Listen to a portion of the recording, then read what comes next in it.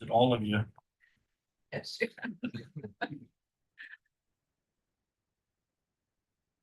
That makes you. Makes me a fossil. What did you say? Forever. Forever. Really? We have started. We are recording. Good morning, everyone. It is April 22nd, 2025. It is our 9 a.m. strategic planning meeting. Let the record reflect that all 5 commissioners are present. And it is a birthday for somebody in the one of the commissioners today. So happy birthday, Commissioner French. Thank you. Yeah. Took me a lifetime to get to this point. So I will go ahead and call the meeting to order. We'll start with George. Yeah, good Guest morning. here this morning. Yeah. Thanks. Good morning, commissioners and everyone. Today we have with us our friends over at the City of Spokane. They're going to be presenting some of the information, the data analytics out of the Homeless Management Information System. So we have Dawn Kinder and Amanda Martinez here. So we'll turn it over to them. Well, good morning. So, as George mentioned, all the information on the presentation before you comes out of the HMIS, or the Homeless Management Information System. The HMIS team is required to put out several federal reports every year, and this is one of them. This is called Longitudinal Systems Analysis, and it essentially looks at everyone who was served within the homelessness response system that was served with a bed, their characteristics, the patterns of usage, and the outcomes. The beds means that it's projects just like emergency shelters, transitional housing, or any of our permanent projects, whether it be permanent supportive or rapid rehousing or permanent housing with services, but there is no disability required for entry. This means that projects like coordinated entry, street outreach, eviction prevention are not included in this report. It's just if the individuals were served in a project that has a bed. Next slide, please. And as I mentioned, it looks at demographics, patterns of system usage, and outcomes. And it goes on a federal fiscal year. So it goes, this report is 10/1/23 to 9/30 of 24. Next slide, please. Some of the key takeaways that we've seen after reviewing this data is that transitional housing has more likelihood of keeping someone into permanent housing and placing them in permanent housing as well. And those who do manage to be placed in the permanent housing as a continuum, so that's all of Spokane, not just the city, that includes the county, the valley. We have about a 93% retention rate, and we've served over 7,000 individuals in the past federal fiscal year. Next slide, please. So it's just over 7,000 people and around 5,700 households. The average length of time that someone is homeless is about 99 days. Now that 22% exits to permanent housing means if someone leaves the program, 22% of those people went to permanent housing. What's not included in that number is those people that were already in a permanent supportive housing unit. So if they were already there and they had left, they're still housed in a permanent housing destination. But if they were to leave that program, for example, then that exit or leaving of the program would be counted within that 22%. Next slide, please. And this is our system map. And it looks at all of the heads of households or who's the head of the case. And it maps all the different ways that someone goes through the system. And as you can see, the majority are entering into an emergency shelter. And then the SH is safe havens, but we don't have any of those in Spokane. So you can just think of that exclusively as emergency shelter. The majority of the permanent housing exits come out of rapid and transitional. Out of all the exits, the highest percentage when they do go to permanent is transitional and rapid. And they come back within about 127 days if they do return to homelessness after an exit to permanent housing. So within the first 6 months, someone will return if they were managed to be placed in permanent housing. I would say one just keynote on here from like a strategy perspective, if you follow the emergency shelter rate of exits to permanent housing, it's like 7%. And if you look at any of the transitional housing interventions, you jump up to like 68% placement. So when we think about strategic investment opportunities, emergency shelter certainly helps a critical portion of the population, but it's not actually helping to house individuals in the way that helps move the needle. So trying to be mindful of where do we actually get that return on investment, for lack of a better phrase. Emergency shelter is not the path to ending homelessness, it's a Band-Aid. And those TH interventions are really where we see people maintain and receive permanent housing options. Next slide, please. This looks at the length of time homeless per household type. So we have three main household types: child only, so anyone under the age of 18, adult and child, and then adult only. So if you are an adult and child, you have less length of time homeless, which is not unexpected. Usually when you have a family, the outcomes are higher to permanent housing, the length of time that they're homeless is less. So this is as expected when we look at the rest of the data. Okay, next slide, please.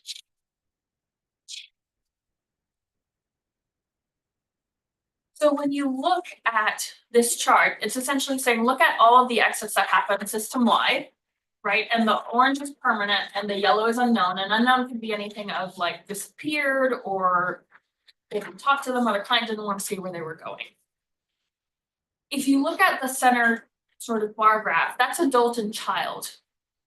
And it's actually completely reversed from adult only, which they have the green, as I said, is the most permanent. So adult and child, they are the most likely to have a permanent housing destination compared to, for example, adult only, which the most common exit for them is unknown. It's not unexpected if the majority of them are being served in an emergency shelter, which they're high volume and they don't always have the chance to talk to every single client and know if they're coming back the next day or not.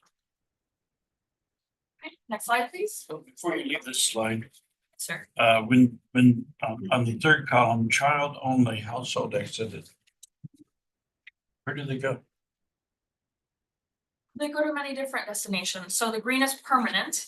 So it could be a rental, they could be staying with their friends or their family in a permanent tenure.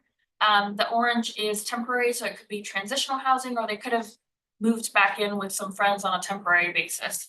And the yellow is unknown. So we don't really know where they went. Okay. Part of that is we do have providers that do a support master leasing for youth and young adults, so that's the avenue to a rental if you're under age. I just asked for the purposes of child, what is the definition here? Anyone under the age of 18. So young adults would still be counted as adults. Yes. Yes. So this report, I will say this is a snapshot. This presentation is a snapshot system-wide, but on the last page is resources, and it does include a link to the entire report. It's like 257 pages, and it does include breakdown by household type. So you could look at 18 to 24-year-olds. yes, that are not parenting, but you could also look at 18 to 24 that are parenting. And every single one of the charts provided can be broken down by each of these household types to do a further analysis if needed. Thank you. And then pathways. So this is something that's kind of unique to this report, is that it looks at every single project or bed that a client touched. So it said, did you go to ES and then TH, or did you go to ES only, or did you happen to go to TH and then a rapid project, right? So how did you move through all of these beds in the system? And then how many of all of those exits that happened from your final project were permanent? So the green is permanent. And as you can see, when someone touched a TH project or even a rapid, the likelihood that their exit was permanent is significantly increased compared to if they went to another intervention on its own. The longer the green line, the more successful the project is. So the numbers underneath, like all households, 100% 13 million on my sheet. It's 3,700. Oh, I think that's like a line separating the percentage from the number, not a one. Oh, on this. It's Yeah, like- sorry. Okay. Yeah, there's no 13 million number, hopefully. That would be news. Having an oh dear God moment. Yeah, Okay. 3,000, yeah. All right. That's all the households. But then if you look at the different ones, it says how many of those had followed that pathway. So it gives you the percentage and then that bar and then the number.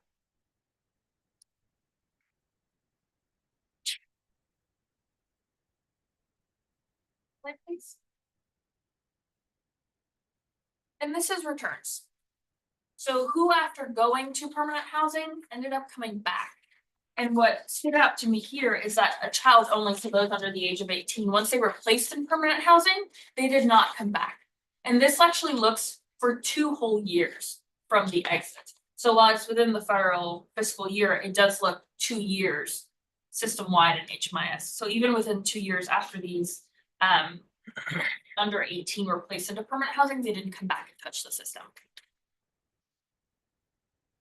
So one of the questions I have, again, it's kind of going back to the age, because 18 and under, and then we have kids in foster care out.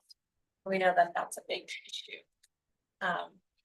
So are you capturing that kind of age group and what's happening with them?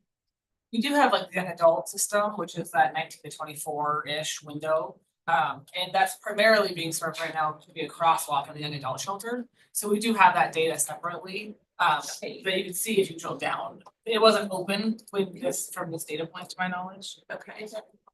Like just for a little while, but that you can drill down and see that age group. And HMIS does look at foster involved or not, so we can deduce it down to that specific population if you're interested. Okay. Yeah. Yeah, because I think that's one of the things we hear a lot is that it's trying to reach those kids. I mean, I'm talking to Fawn, it's the way what they're trying to do. Yeah. That's kind of that age group, and we saw that when I had some as well. It's like that was a lot of and kids were friends with kids in foster care. And that was an issue that we constantly saw. So And VOA still sees that, as you know. I think the other big, as their new crosswalk building comes online and that second floor that they've got kind of apartment style for 16 to 18 really. I think we'll start to get some really good data once that building's operational and we have a true way to watch those youth move from a shelter to a temporary to a permanent location. Spokane hasn't really had that systemically. So we'll continue, I think, to see that data improve. But we can drill down specifically to that age group and send you some information. So as we've seen the scattered site model across the city kind of change, is there any scattered sites for that young adult group? There is not right now. We've had conversations with folks about that. However, the young adult shelter that VOA does run is not consistently full. So we're trying to prioritize shelter spaces that are overcrowded and the young adult shelter is not consistently priced. But if we saw that trend move, certainly. Okay, thank you. So I'm trying to understand a couple of the numbers. So on this slide, of the 347 people housed, 23 did not stay housed. Am I reading that correctly? Yeah, so 347 went to permanent housing. Right. And then 23 of those came back. After like 6 months or within 6 months. Yeah, the total here is only reflective of the total that. Well, that's not everything. But see, because when I go back to the system performance map. Yeah. You have 823 people / households of 3,000 exited homelessness, right? So that may be a distinction between an exit and a permanent housing exit. So So if you follow that same, you're in the green, if you just follow it down to the red. Explain the red line and then like the ultimate green box there. Yeah, so that red is what this is. So it's looking at those 347 of those exiting households. What about the other 500? They're the Okay. 93%. Yeah, they're in the retention. So why wouldn't you say only 23 out of 823? It looks at that a little differently. So all of those You people, understand, like that's how many people were housed in the green box. But then you're only saying, you're only looking at 347 of them. of those exiting households, yeah, 23 came back. But that is also retention. This bigger one is retention. So like if someone stayed in a permanent housing unit, they're counted here. For multiple years. So how far So- do you go back to capture that number then? So this is everyone who was there, but this is looking at returns that happened within the 2 years. So the people shift. So like the universe is what we call it in the reporting shifts a little bit. So you're looking at all of those people and then who actually came back and touched the system again. That's that 23. But that whole, it's everyone who went to the permanent, and then you look at the 2 years, that other bucket is sort of like 2 years. Cause how far back you go to capture the numbers in the green box? Like anyone that's ever gone through HMIS? No, Oh, no, So not that number anyone would be who's gone. astronomical. No, that would be way bigger. Right. Yeah. This is true. The 347 is the total number of people that exited permanent housing destinations. 23 of them came back to the homeless system. The rest of them went to a different permanent housing solution that we're not tracking. Okay, so like maybe they're paying rent. Yeah, or so they're the other, living yeah, with the a other family 500 member. are still housed. Okay, yeah, they're not in one of the, they're not in one of the units that you're tracking in HMIS. Yeah, Correct. They might have like been housed at Sisters Haven and then they left Sisters Haven for a market rate unit, and so that's part of this 300 number. So of those 300 that exited, only 23 returned to the system. Okay, That, like they re-exited. that means they're kind of freeing up those units for other folks who may need them. Yes, Okay, yeah, so they're still successful exits, they're just one we don't have data on. got it. Yeah. Thank you, sorry, it was really No, hard. it's a good question. Oh, Next slide, please. And this is that same pathway data, but looking at returns. So that same pathway that we looked at earlier, how many of them were in permanent, and now it's overlaying to see how many of them returned if they did go to those permanent destinations. So the majority of returns, as you can see, that blue bar is under the ES, but if you look at TH or rapid or an intervention of, even if you add rapid rehousing to an ES stay, the likelihood that they will return is significantly decreased.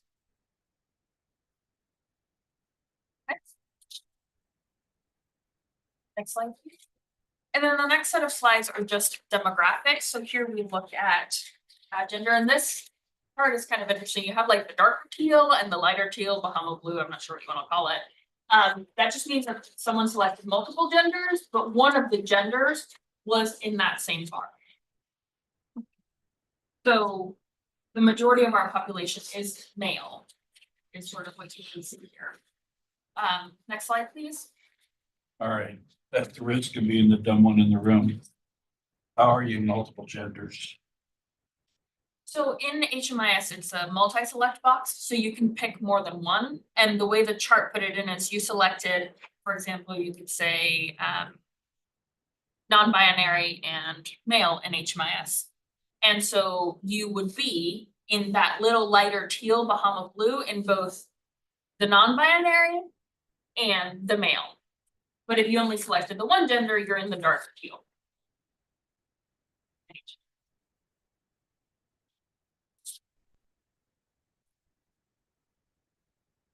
Next slide, please.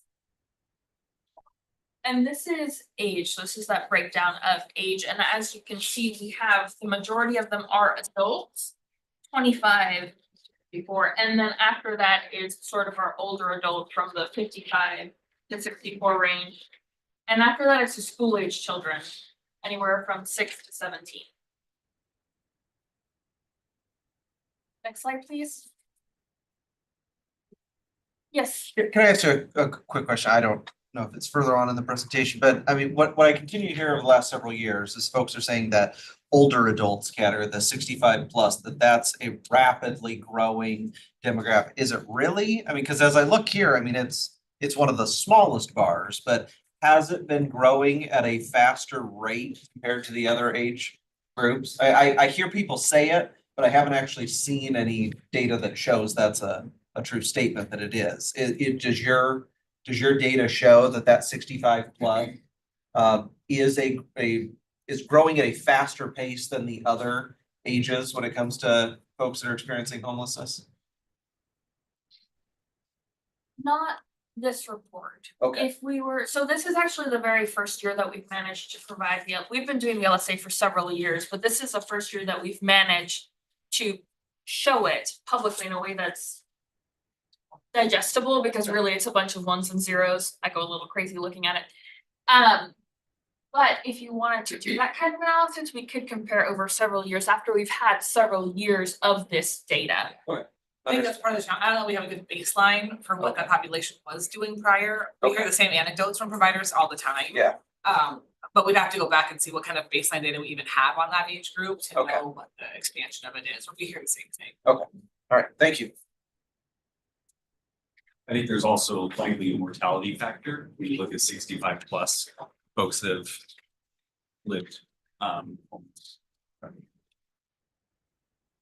Now, this is our demographics and race, and this is a little interesting because it has 4 teals.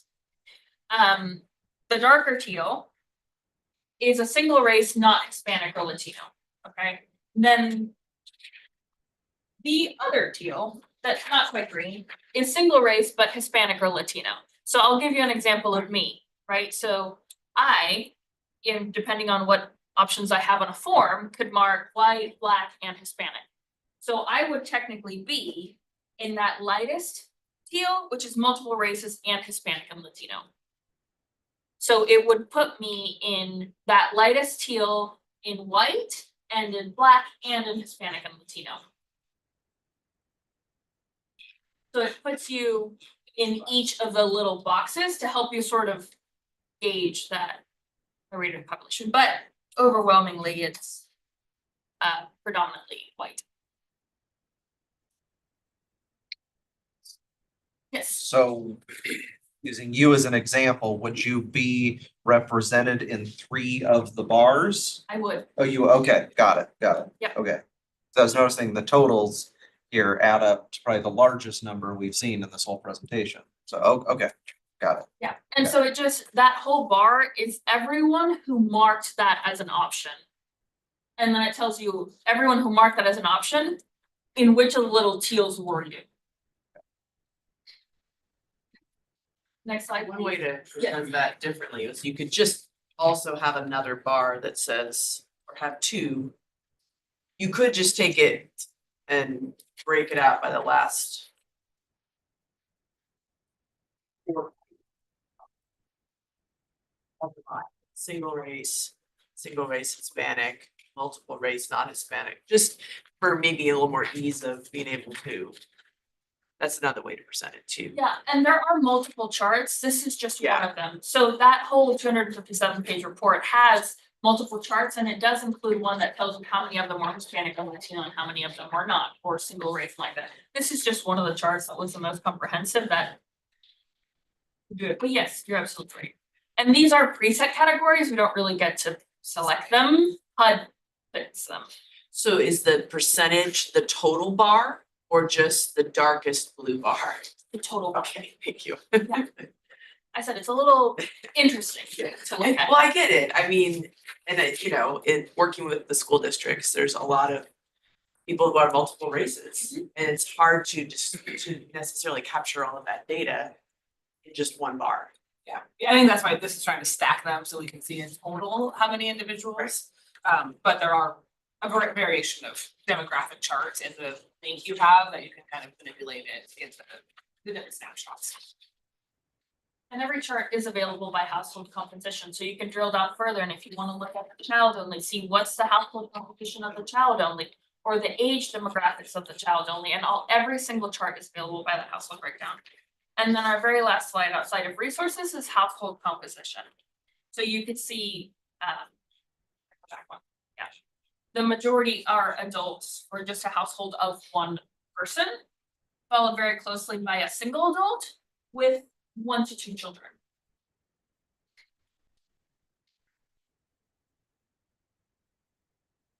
And the last slide is just resources where you could see the whole report and other reports provided by the HMIS team.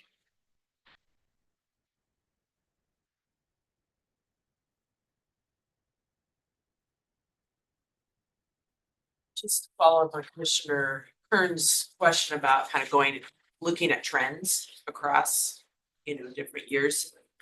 Do you have this report for previous years? Or is it a new HUD thing? The report itself is not new, but the format with which we're able to deliver the data is new. If that makes sense. This is the first year that had a tool that allowed us to actually get it into this kind of report as opposed to the 200+ page HUD required format. So yes, we have the data, you know, we don't have it digestible in this format. Okay, so this, you're able to use like some sort of format where you could have easily manipulate charts and graphs and. Yeah. But in the past, it was just maybe a narrative. It's not quite a narrative, it's actually a gigantic export out of HMIS, and I wasn't joking when I said it's ones and zeros, it really is ones and zeros, and I actually have to run it overnight. I can't run it during the day because it is so massive. And it actually takes about 4 months worth of cleanup with HUD, that's why it takes so long to get out the door, even though it ends in September. I spent several months with HUD going back and forth, cleaning up the data and fixing little things. And the tool that is used for this is actually a new tool from HUD called Stella that allowed all communities to make the report actually digestible instead of just 200+ page export file. But it might be interesting to think about a couple of these data points, like you were saying, Commissioner Kearns, like older adults, like if you could go into HMIS and pull some of that and then put it up on that health districts homeless data page, you could show multiple years. It would probably take some effort though, right? To go in and, It would take some time, but it's doable. but those kind of trends would probably be pretty important to understand as we're thinking about building more housing or investing dollars in different age or household size Yeah. to be able to understand. I think the years coming too, is we can use Stella on future years reports. It'll be kind of naturally just built into future reports because we'll have this year and then next year, and the next year all kind of stacking up. This is just the first year we were able to put it out, but we can certainly drill down on some of those key topics and follow up. If we're able to demonstrate that data this year versus next, then that's a really awesome cycle for our dual year funding or our biannual funding, looking at our RFP for 2 years from now, how we stack up funding from these 2 years. Thank you. What is the length of time on retention rate? It says 93% retention rate for permanent housing. Is that 2 years or what is the length of time on that? 2 years, 2 years. At the max, so this is, it's kind of interesting in that sense that it will look to see the fiscal year report is during that time. But it also looks to see who was exited within the prior 2 fiscal years to permanent housing and looks to see if they came back. So it looks, all the most of the other charts really are within that federal fiscal year, but this retention and exit also looks back 2 years. And then on this chart about the exits by pathway, I think is really interesting. My favorite one. And obviously the vast majority of households are in that emergency shelter. What's the SH? It's safe havens, but we Safe don't havens, really okay. have any in Spokane, so you can always just think of that ESSH as just emergency shelter. Right, but the 2/3 or whatever it is of the households are only going through emergency shelter. Whereas as you talked about, the folks who end up in some kind of rapid rehousing program are much more effectively transitioned into permanent destinations. So what, if you're a homeless person who comes in the front door of the system, what is the factors that impact on whether you go just to emergency shelter or whether you end up having a rapid rehousing opportunity? So the coordinated entry system is how we prioritize individuals accessing the homeless system. The tricky thing is that for emergency shelter, there's no screening in coordinated entry, you can just walk up and be served. To get into the pipeline for TH or rapid or other projects, you have to go through coordinated entry and they do an assessment. Up until last year-ish, Spokane had used the SPDAT as the assessment tool. We switched to the SALA, which is a different assessment tool. That's really trying to screen for acuity within your subpopulation, if that makes sense. And then based on your score, you're connected to the resource that's assumed to best meet your need based on the data. And again, not everybody who's in an emergency shelter does a coordinated entry assessment. So it's kind of like general department, not everybody makes it back. And so for the folks who get through the coordinated entry process, that's where you're getting funneled into those other interventions. Part of that though is a capacity issue. If you look at how much we spend on emergency shelter versus the more successful interventions, the funding investments are lopsided to the outcomes. And so I think one of the things the city we're starting to look at is how do we invest more money in TH and Rapid so that more folks in the emergency shelter can actually get into that pipeline? Instead of just, Waiting list or something for Yes. those, okay. yes, So you have to go through the screening and then you have to wait. and then there's a capacity bottleneck Yes. basically on the number of slots. Yeah, and then we have to hope that you have the same phone number and are reachable when your name comes up on the list to connect you to the resource. So I think we need to expand the bottleneck and not overinvest in things that are not producing substantial outcomes. How long does it usually take between that assessment and then kind of an answer or whatever on your I mean, the- eligibility? The LSA data on average length of homelessness is about 99 days. I think that's much greater if we included everybody who's been in emergency shelter and not yet been assessed. So if you're really actively engaging and trying to get support or help, 99 days. And for coordinated entry at SNAP and Catholic Charities. And VOA does youth. Okay. So we're one of very few communities that have 3 coordinated entry systems. SNAP does adults without children, our Catholic Charities does families, and then VOA does youth and young adults. And this is really great to see, so thanks for the data. And I know it sounds like you're kind of pulling out charts from a much larger report, correct? It might help folks like me, kind of know all the terms, kind of define some of the acronyms of things in one spot, so you're not kind of looking around going, what is that? But good data. That's a good idea. Yeah, like a sheet.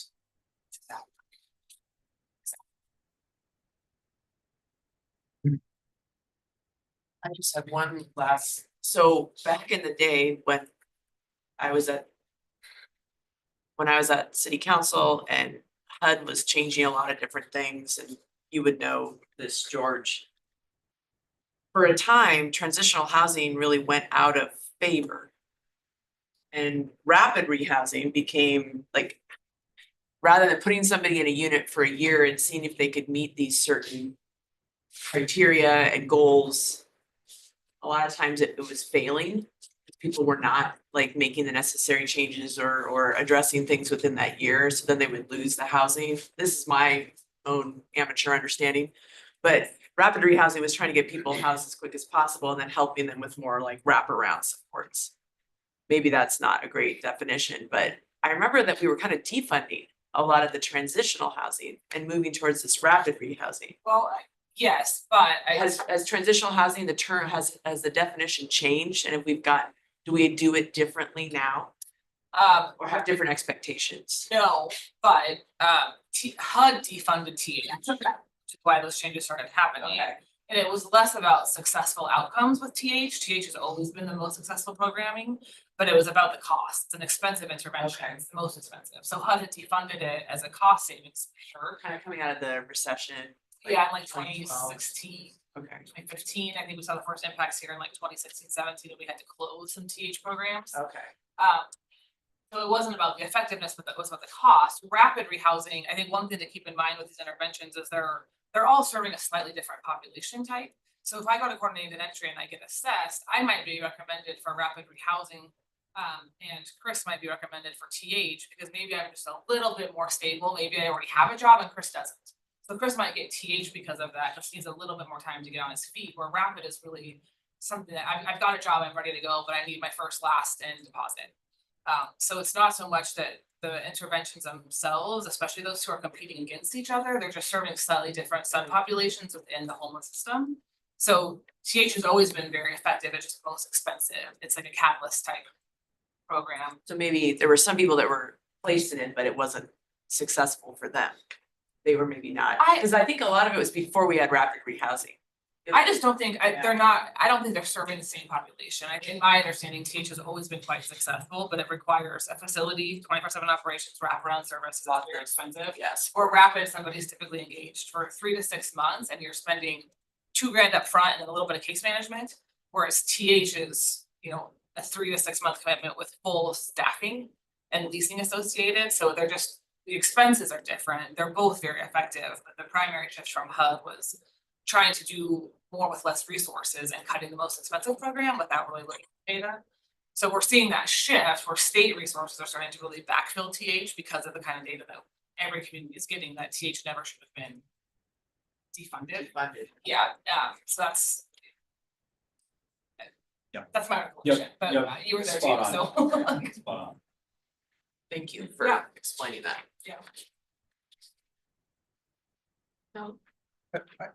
Have point in time count numbers been released yet for They have the not 2025? No, not yet. Okay. yet.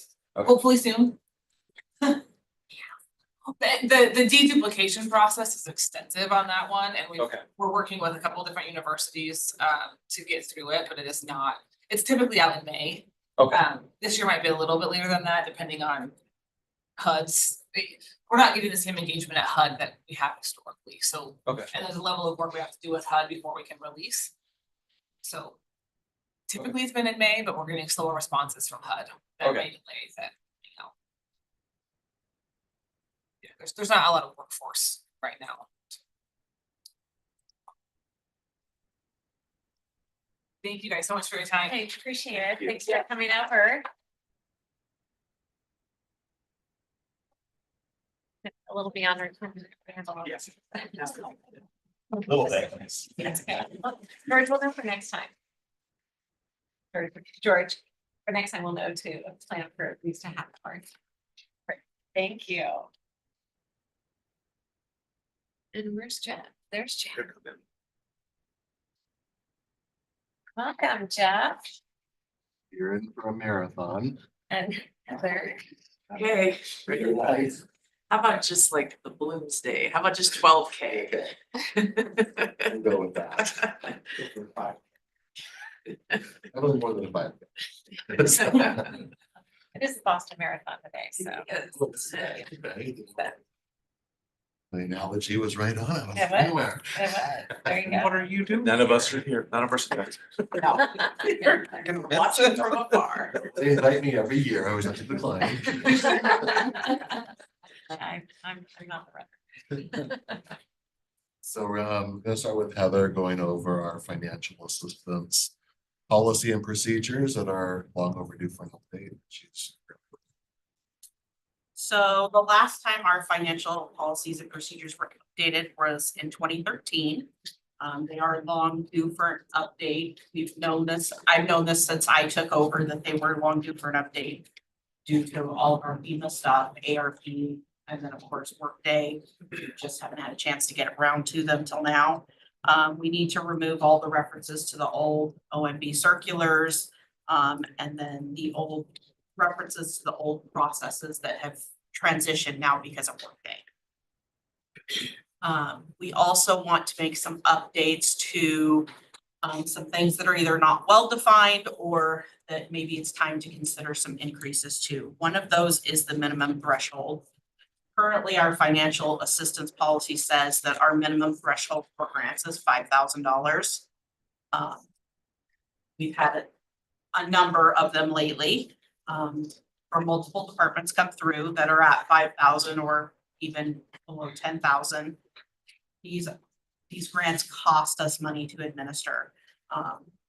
No fault on the departments. I just don't think they consider the fact that every grant that comes in affects you guys as a board in accepting them. It affects the budget office to get the budget set up, affects my team, affects purchasing often. Sometimes it affects HR, AP to make payments. There are greater services countywide that get used. And we're not recouping those expenses a lot of the time. Sometimes these awards are solely to do work for other entities. So we get a grant and we're purchasing equipment solely for another entity. So we're using all of our time and energy for something that we have no benefit from. So between Jeff and Scott and I, we've talked this over. Our suggestion is that we raise this to a minimum of 50,000. At your guys' discretion where you would like to see that. But really, for it to be worth the time and effort for staff to get involved and all the departments to be involved, it seems like we need to have that number significantly increase.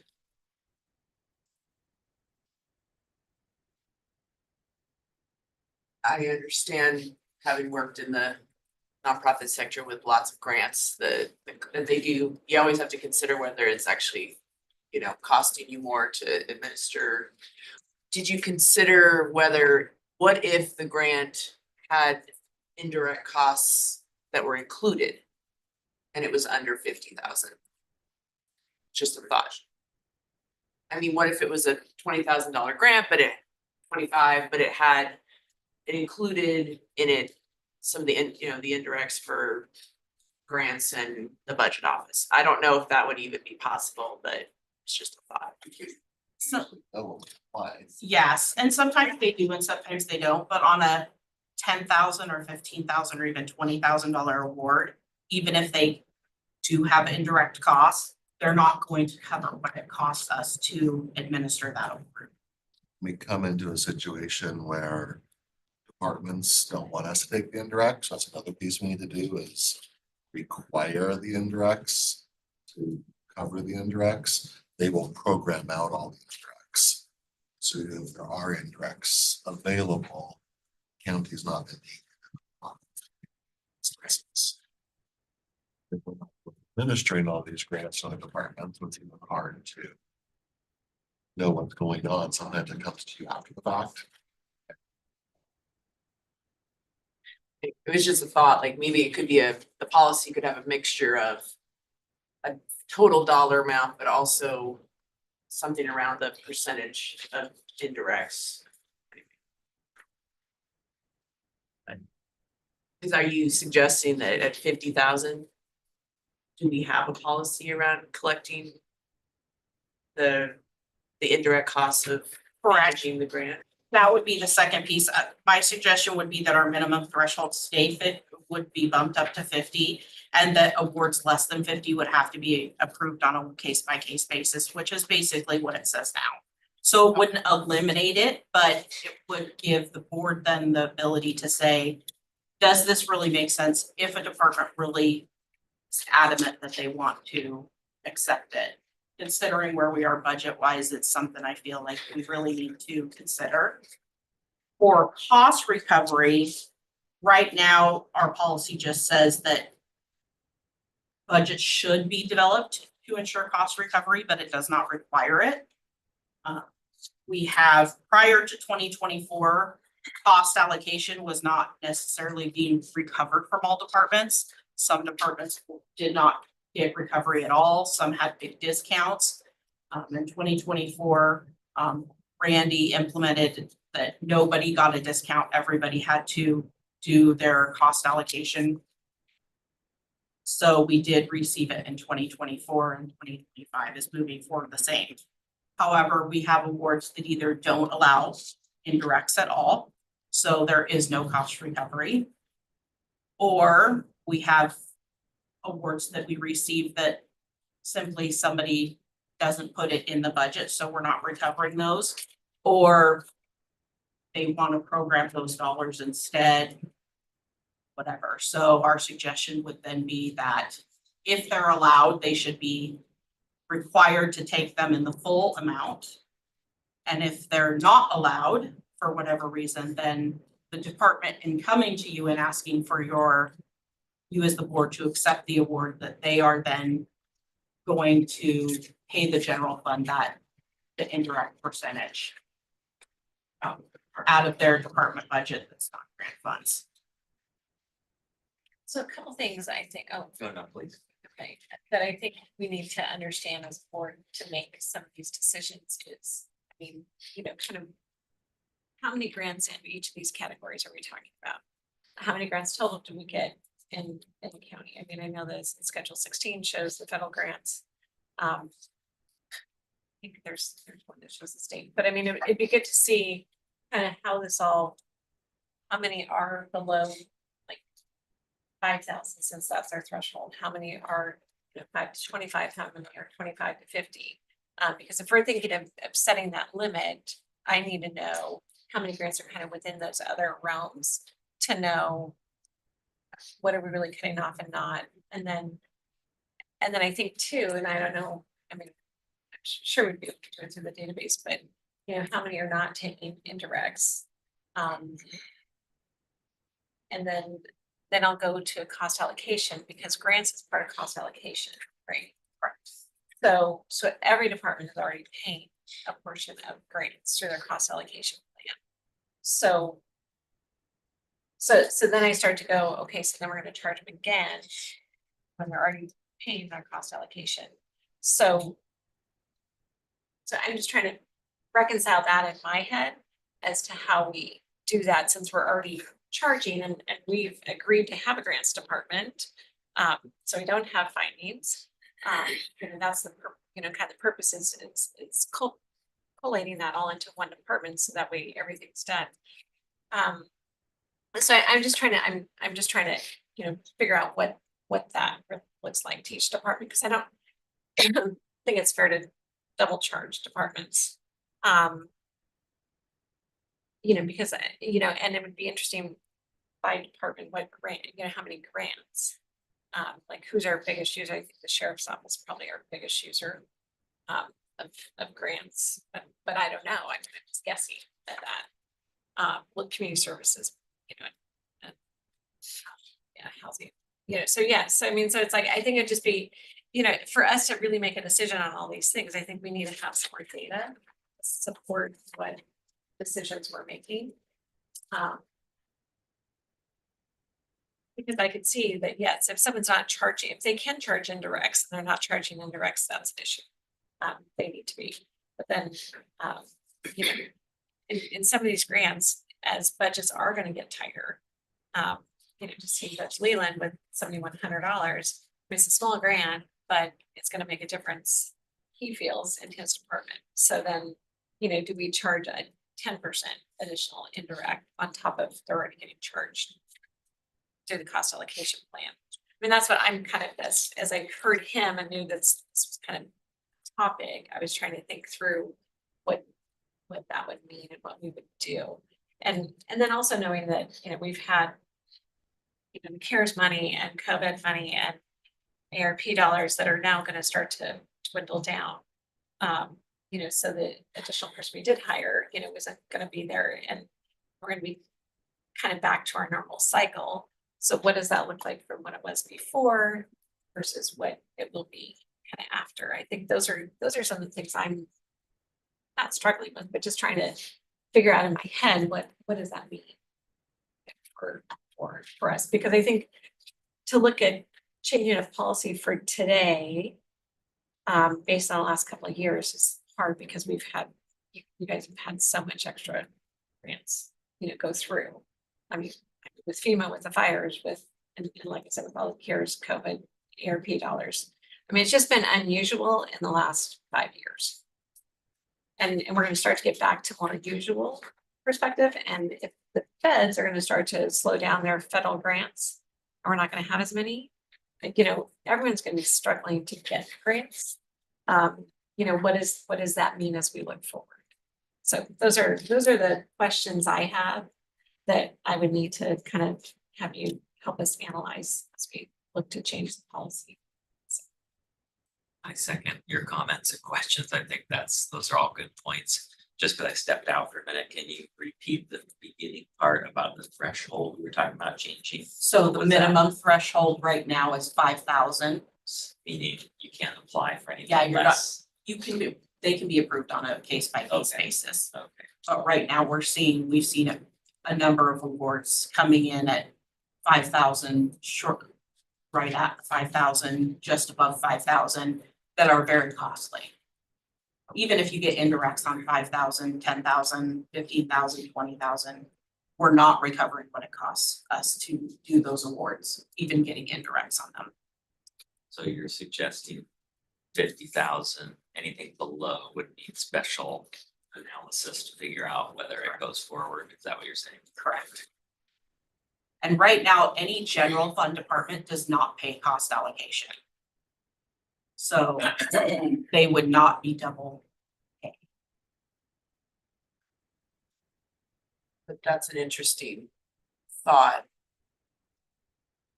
Because, I mean, often internal service, like everyone who's using your department should be paying. You could consider what that would look like, paying into supporting that department, rather than nitpicking over each indirect. Anyway, that's another way of looking at it. But it would be a new approach and it would impact everyone's budgets to have a percentage going to support. So for instance, like IT, there's not a cost allocation across different departments for IT support? Does that just come all out of besides like public works or some of the enterprise funds? The general fund has an overall cost that they carry for IT. Okay. It comes from the internal service fund into the general fund. I don't know that I think it comes into our non-departmental. So separate service. Yeah, I think we just get a direct allocation into one of our non-departmental accounts. Is that the way we handle the grants department as well? Or Grants is in the general fund, so we would allocate out if it's another special revenue fund or enterprise fund or something like that, we would allocate out to that. Speaking to Commissioner Kenny's, almost like benefits are going down, of course, post-COVID. You'll see later as we go over our FTE counts, we have it trended out in the grants office. We have left for a reason, backfilling because the grants have generally closed up, at least 80–90% of it. It's a huge one, so we are taking into account the staffing side. Well, and we bumped up the staff using ARP dollars, so. Kind of waning, we're doing the same with staff.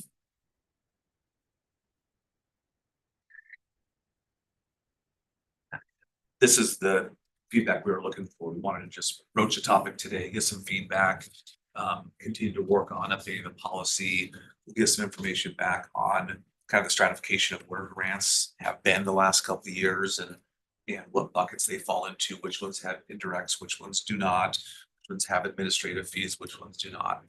I think just because we've seen a number of grants recently coming through that are higher resource intensive. The one from district court is specifically using HR resources to recruit for an intern. It's using IT resources to source computers. And of course, then the administration that has to go along with it. We want to make sure there's appropriate cost recovery. So we'll also have some answers back on how do we handle cost recovery and where do those dollars go to, and our department's getting in charge for it or not.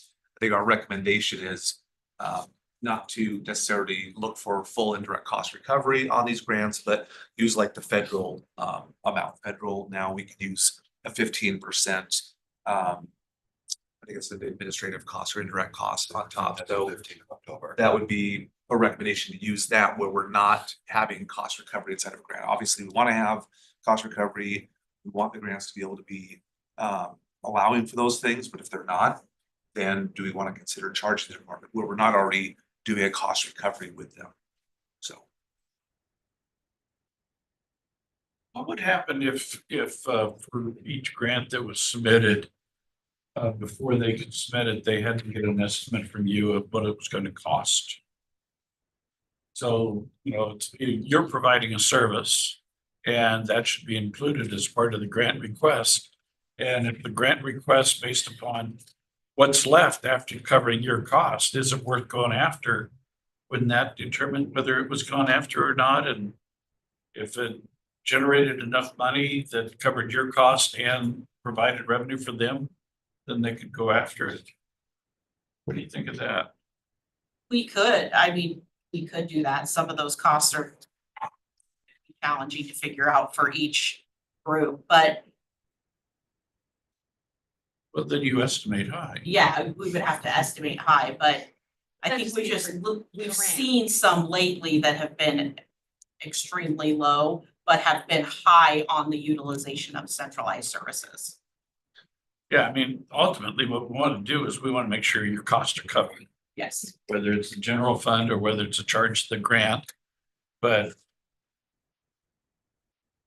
my experience, correct me if I'm wrong, based on where we're at now, different grants have different levels of recording or reporting and stuff. And so one grant is not like another, like another, like another, and everyone's got its unique. And the only one that knows that burden is you. So we need to incorporate your wisdom in that grant process. suggestion.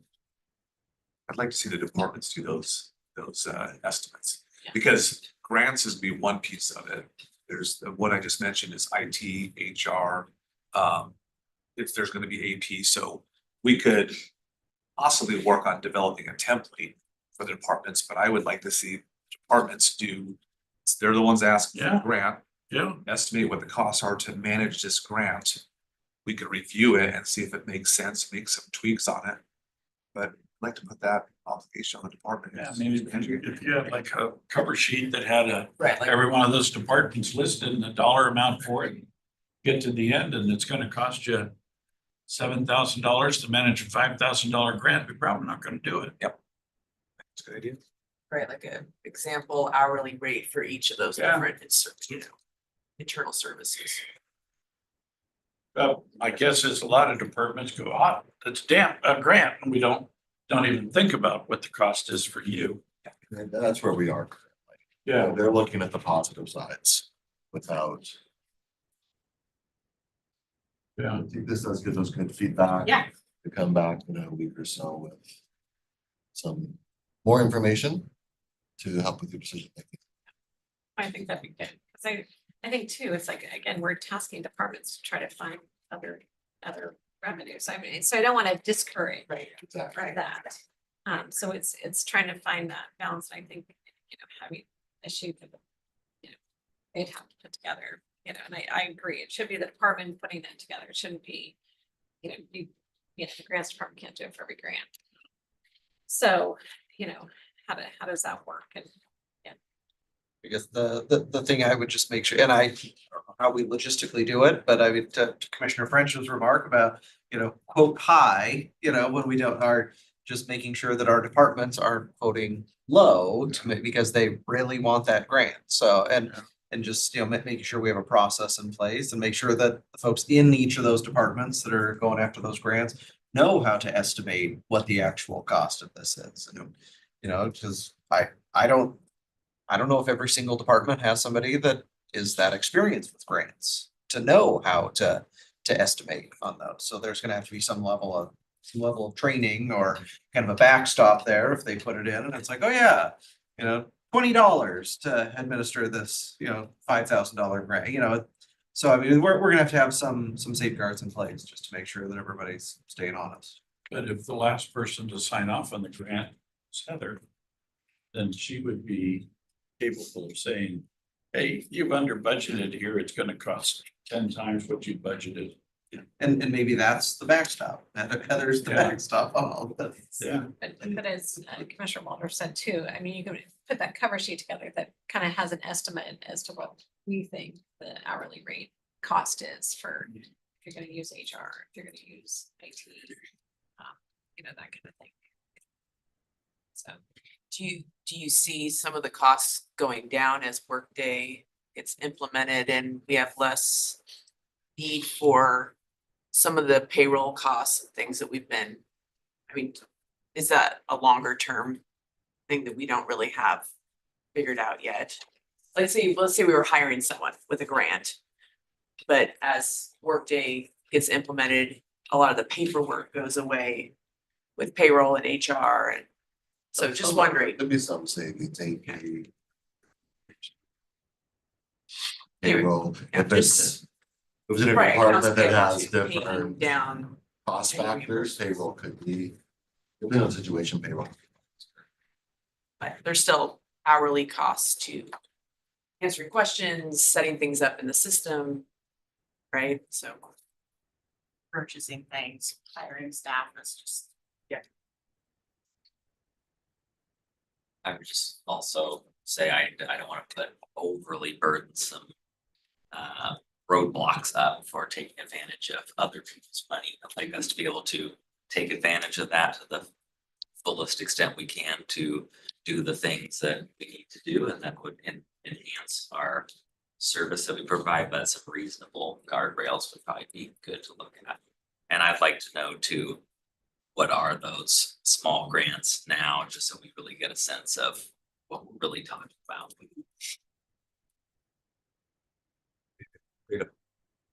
Major policy update when we're only talking about 2 situations versus 50. So what about And I would see that this may be more apropos to planning and development. But if you've got, let's say, a planning grant to be able to, well, road department would be another one. You've got a grant to do preliminary engineering. And while you might not be able to cover 100% of your costs there, it gets you to the bigger grant, which is actually the cost of the construction. And so is there any variables in that process that we need to be aware of to help make sure that we evaluate, you know, it might not cover 100% of its costs going in for the initial, but it opens up the door to a bigger process. Yeah, We want to include that, yeah, particularly in the public works. yeah. Right. I don't think the departments intentionally leave out of the costs. Most of them are probably just not even aware of it. So this is a lot of visibility things as well, and helping them become aware of the other costs that are managing. So having a cover sheet, having some sort of template for them to go through with some pretty rough estimates in there, I think will be helpful, because we don't want to discourage. We want OPM, we want other people's money coming in as much as we can. We just want to make sure that when we're taking that, it is considering the costs that we're incurring to all around the grant itself. We will be back. Thank you. with requested information. Thanks, Heather. So she comes in with one idea and leaves with 10. That's all right. You'll be seeing her for a while. Yeah.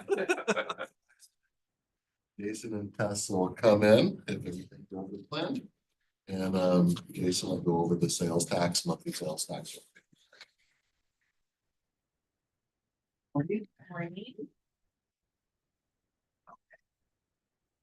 Sorry, I didn't warm up. And they're and seeing jokes. Wait. That's just practice. We're hoping you have good news for us today. We do, yeah, I mean, I wouldn't go out and buy champagne anytime soon, but for January. That's because you don't need the sales tax because it's so good. So don't go out and buy anymore, right? Right? Yeah, so sales tax for January, so March's collections, even better than we budgeted for. And quite a bit over 2024 as well. So you can see we brought in 5.7 million, so about 200,000 over last year. So that's pretty good. So we're 2% over what we budgeted. However, because I always put a damper on everything. The preliminary data for next month for the state does not look great, and we typically trend with them. So, And just. but by this way- month, celebrate. By way of reminder, the 25 budget, our current budget. We dipped into reserves by 2 million to balance it. So that 2% we're over, we need that to be at about 2.5% over. To replace that 2 million of reserves, to start at 25. A status quo 26 budget to 25 with no reserves. As good as this news is, it doesn't get us up to a 0. Sorry. Next slide, please. Just so the March numbers are reflecting the activity in January. Correct. Okay, Yes, thank always a you. 2-month lag. Thank you. Reminder. And then we have our, the rolling 12-month growth rate. So historically, from 2024, we trended about 3.9%. And you can see on the graph, we're starting to have a little bit of an uptick. So the current 12-month growth rate is at 1.5%. Fine. And then we have the sectors. As you can see, January for retail trade, our largest sector, was down 3% year to date. Construction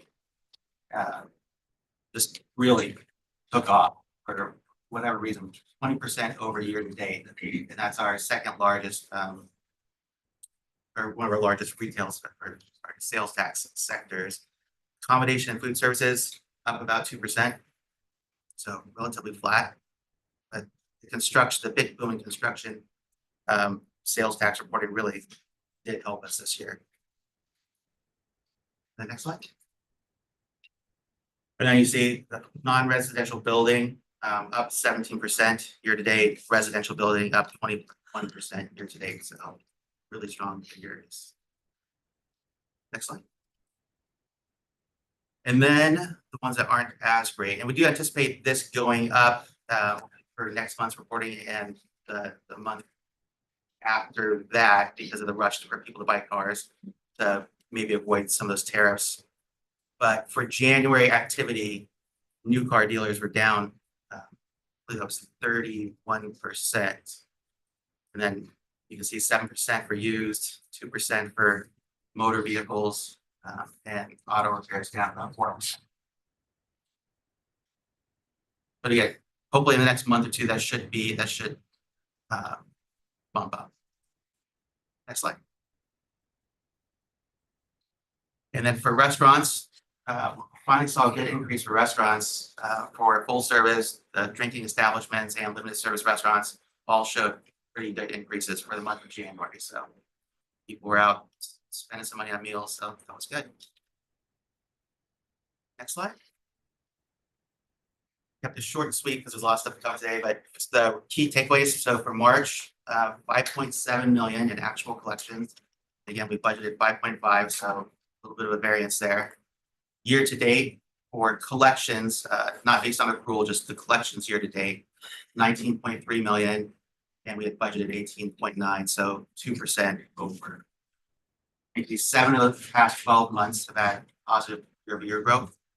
Our 12-month rolling average again is currently 1.5%, and our historical average is 3.9%. So we're still trending below average, but a little bit of an uptick over the past 12 months.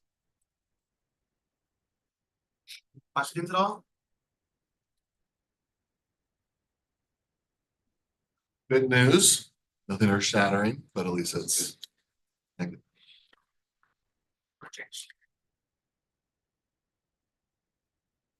Down. We are watching, sorry. Yeah. We are watching what Olympia is doing, really nothing to report at this point to see if they make decisions that impact our tax revenue one way or the other. As they get closer to sine die on the 27th, we should have some more updates around that. And then the packet we just passed out, which is also in your read ahead, if you look at it online. These are all different, just kind of transparency documents for you guys to look at based on the BMV. The first one is our Q1 financial report. So you'll see we should be at roughly 25% of the spend for the year, since this is based on end of first quarter. If you go down to services, you'll see we're about 10% over last year, a little bit more of a variance there. That's just due to timing of accrual accounting. So that's kind of really the only big variance. Same with governmental transfers. It kind of depends on when those transfers come in. So there are a couple of things here when you look at 24 versus 25. They might catch your eye, but there's really just a reason on most of them. Some of the timing issue is off this year. As we roll out Workday, we're getting caught up. Things that might have happened a couple weeks ago in previous years will be happening in the next couple of weeks as we get everything caught up. The very bottom of the second fund, we look at license and permits. That's a huge one. It was 5%. This year is 27%. Again, it's a timing issue. We had a large 24 bill that didn't get paid till 25. We haven't accrued it back yet. And so it's just showing our numbers are a bit off.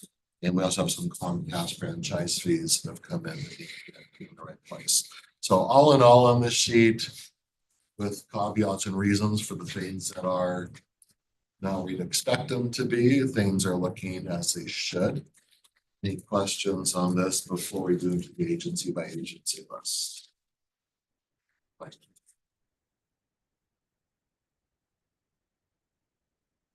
So for Workday, what number would most clearly show the impact of that? Would it be like the government transfers being low, or what would that It's look really like on just here? the timing of getting those accrual entries done. So the auditor's financial services team has been working hard to identify all those. They've put them into 24 in PeopleSoft. And so it's just finalizing the entries in 25. It's just been a slightly slower process. We didn't get live on Workday until January. So they're just a couple weeks behind on their timing estimates. But I guess that could affect any category. Could affect any category, It just exactly. depends on. We're just gonna start doing that. Yeah, so it'll just be. Yeah, correct. That's accurate. Starting to do girls. So the next sheet will go through agency by agency. So if you look at the far right, you'll see their budget percent used today. Again, most are right there within that 25% where you'd expect them to be. You know, the auditor's low, but that's easily explained. The big elections, August and November, when they will spend more. You get down to economic development, emergency communications. They only bill a couple times a year. It's like the reason emergency communications is at 0. We haven't got the first bill for the year yet.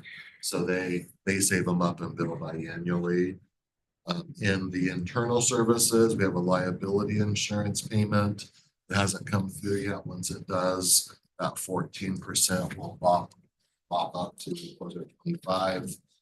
Non-departmental, we show overspend right now at 41%. Again, this is some Workday accounting.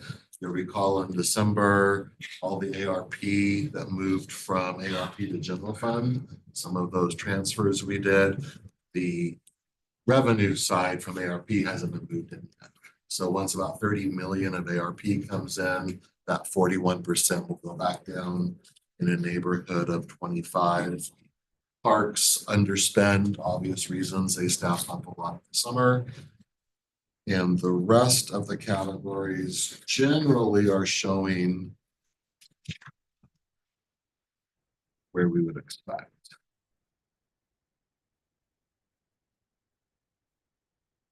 Any idea why risk management might be a little on the higher end, just a bit relative to others? Yep, we looked into that, anticipating that question. Good job, glad you were prepared.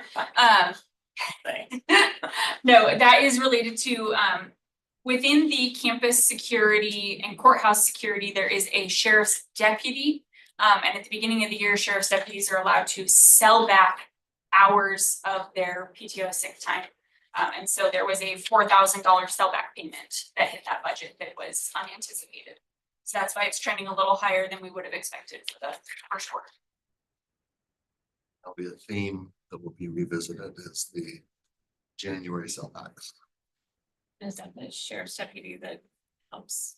With courthouse security, yep. Just $4,000? You only can sell back, you can sell back either 1 week or 2 weeks. So it's probably. And the DSA contract has, yes, special language about what they can, how much they can, when they can. So.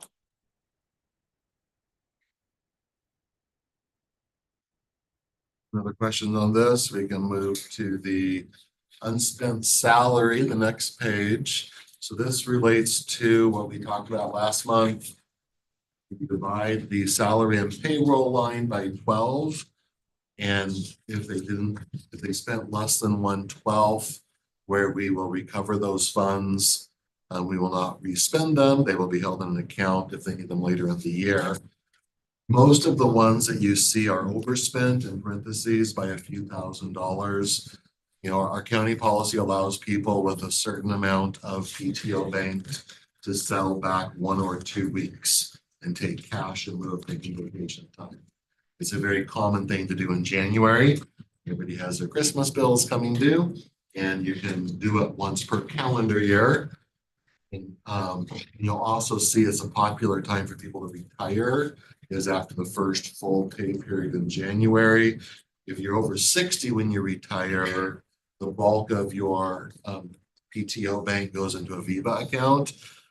But if you wait until the first full pay period in January, like Randy was a perfect example, he cashed out 2 more weeks of vacation right before he retired to maximize his current cash benefit.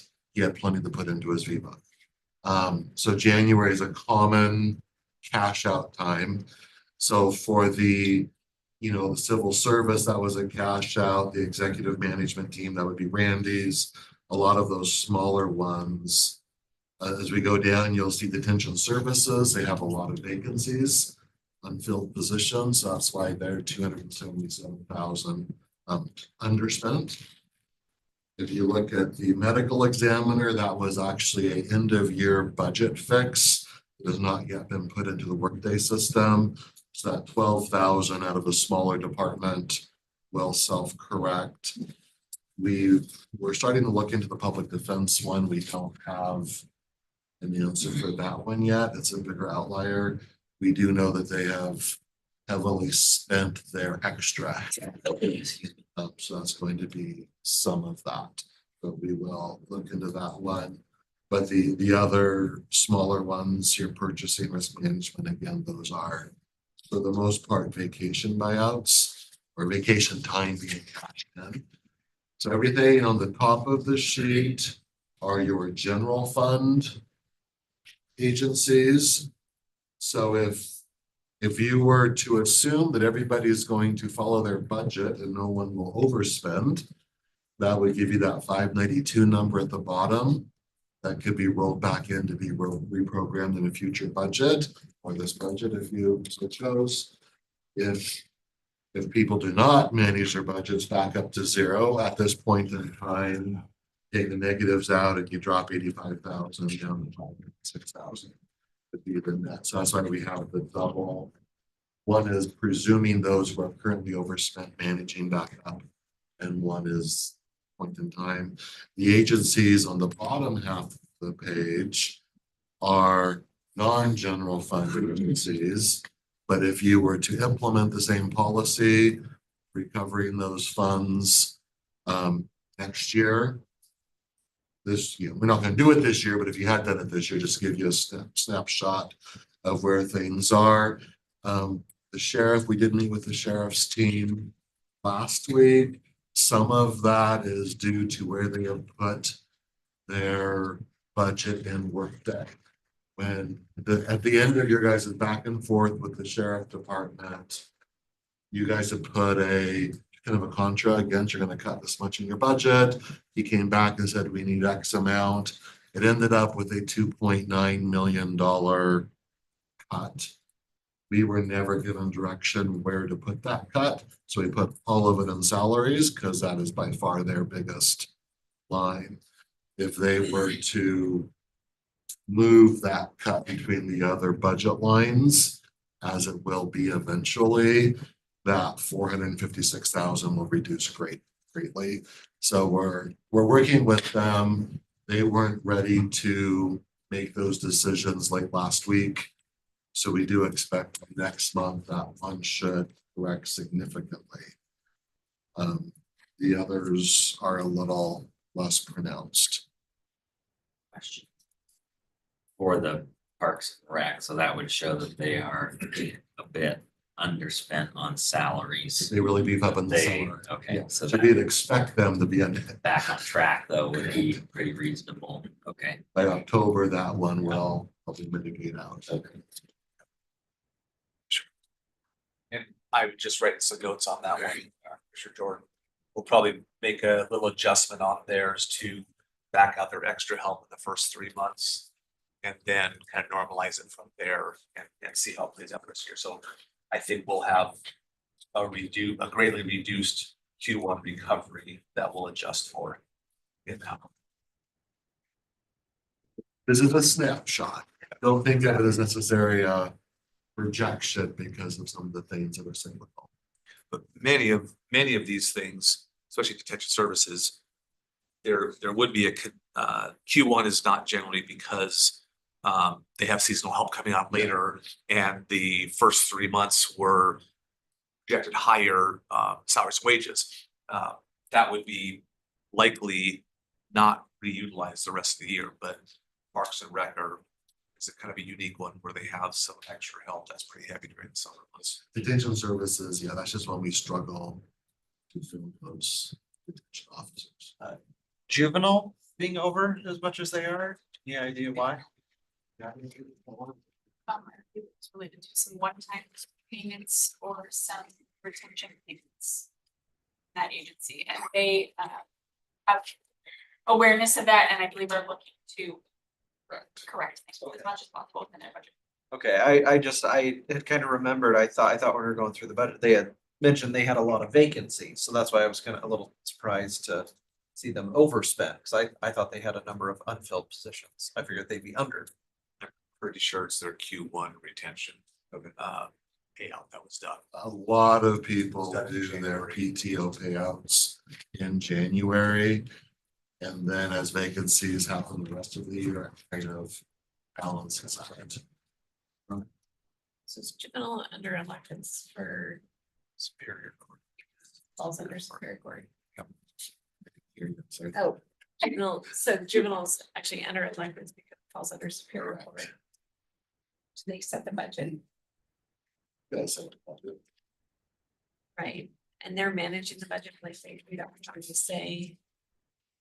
That, our interpretation is, yeah, because juveniles reports up through Superior Court, that we have put it in the separately elected category. If that is incorrect, let us know. That was our understanding. Well, like Department of Emergency Management, we've passed a resolution putting it under the sheriff, but it's. So now it reports too. And like she worked, that is one example where they came up with the funding over a multi-year scenario to hire a new position earlier this year. And she worked with the sheriff. There was gonna be a shortfall next year, and the sheriff said that their budget could absorb it. So she is working with the sheriff on managing budgets, so to speak. And then like the detention services, since it's so far over, does that then take into account all the overtime that's paid? Correct. Yeah, Okay, it does. this is the top level, your budget against your payroll expense. For all salaries, extra help, specialty pays, benefits, costs. Time benefits rolled into. So well, this being the first time you've pulled this, we'll get a sense as we go forward. Cyclical nature of things. But this is our starting dot. Let's see where the trend lines take us.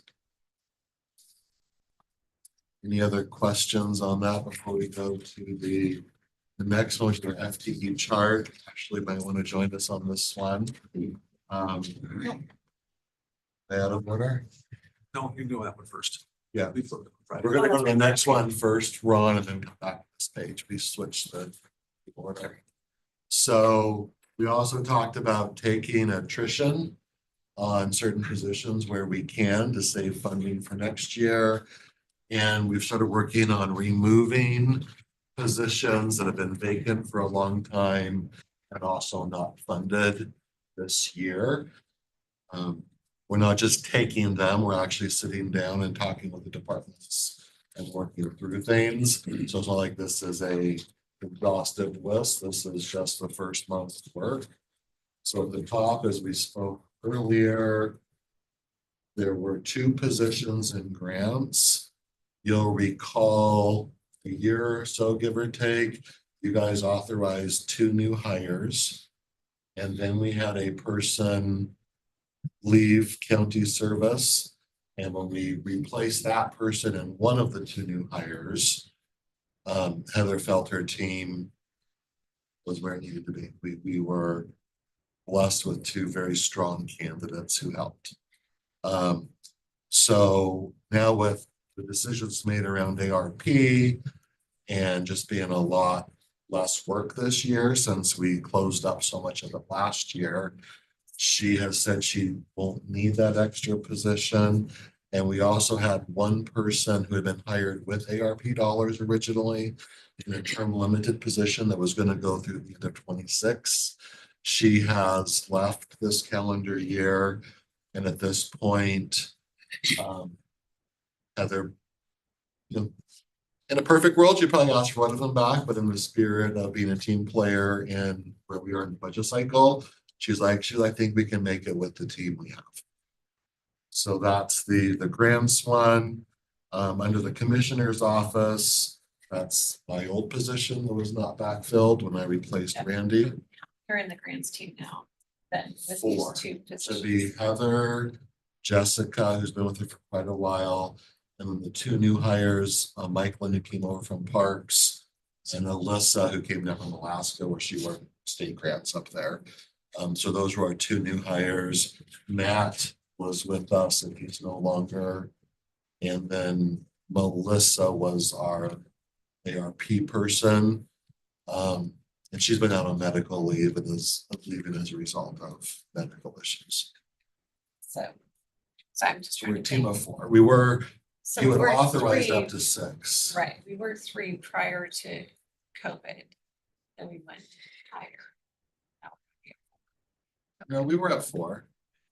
No, it was Heather, Carrie Ann. Yeah. Harry and Matt. Yes. Oh, you're right. Okay, so three. Yeah. I joined. When did Jessica come on? With the onset of ARP, Okay. so. Yeah, so we're at four versus we are still higher than one higher than pre-COVID. Yeah. So then, and if you look at the bottom one of this top section, which was the general fund, that would be where there's no money associated because that decision was made last year. And so you knew the funding was available and that was already programmed in the current budget.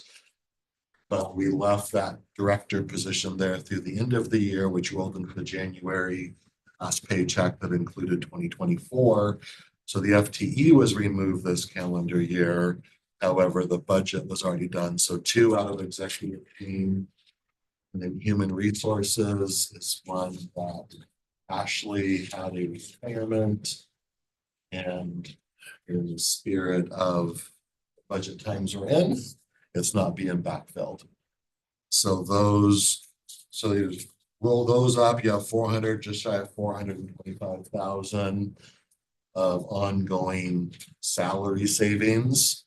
If they're not replaced, next year you'd have that plus whatever COLA would be applied to it. That would be a savings in the 26 budget. And you roll down below the line. For the most part, these are positions that were empty. I talked with Justin, who replaced Monty, Jordan, Jordan,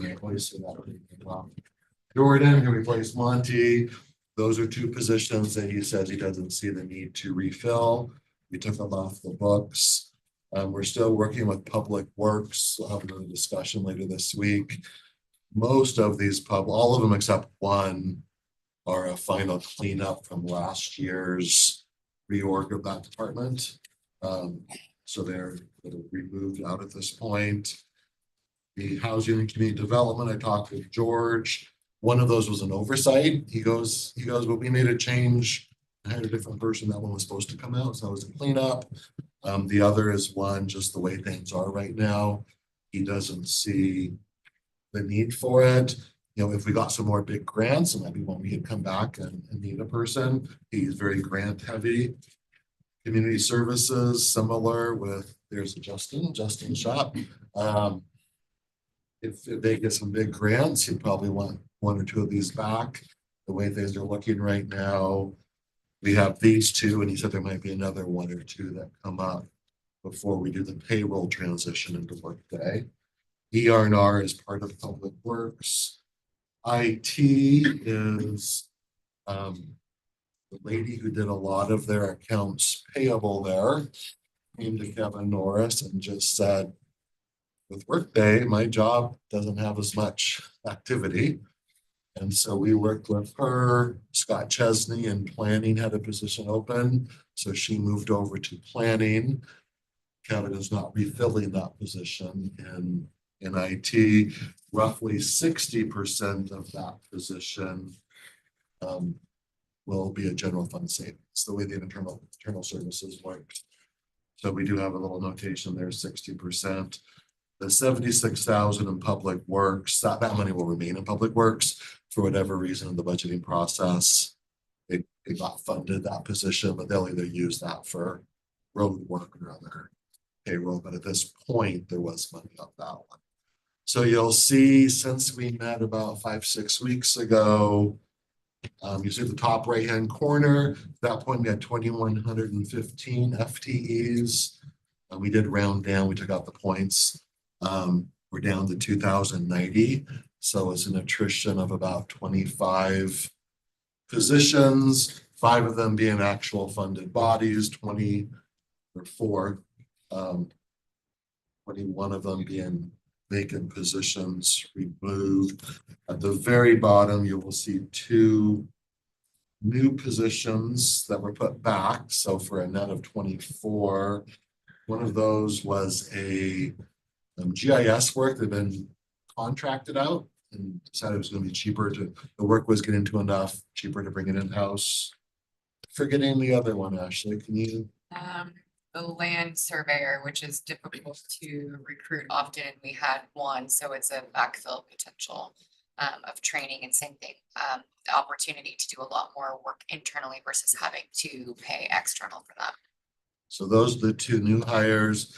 We also talked the last time about class changes, but then we're talking about actual individual people versus positions. I think this is a good forum for that. So if you'd like more details on those, check with Ashley and myself. But this is our FTE world in the last 6 weeks. So how many do we have actually hired now? Of the 2,090, we probably still have, I would say 100 less than that. I would say we're under 2,000. We have a lot of open positions, and we still have a lot of FTEs that are not even funded in the budget to be filled. Okay. That we want to close on that to the extent possible before we move into Workday. Our current PeopleSoft, because we have so specialized it to our county, that had programmers who tweaked it and changed it. Most are off-the-shelf systems don't have a category for FTEs that are not funded. That's just not a thing. In the world of budgeting, if you have an FTE, there's usually money behind it. You might for a period of time not fill it to balance your budget. We have one FTE I haven't got yet that is last filled in 2006. I think, we can take that one off the book. We're at 7,000 days of that person not being on the books. So we are working on cleaning those up. So I think you'll probably have another 25 to 50 removed positions that were not funded, but it will right size our FTE numbers and it will make Workday moving forward. We're all on the same page. We're not talking about phantom positions.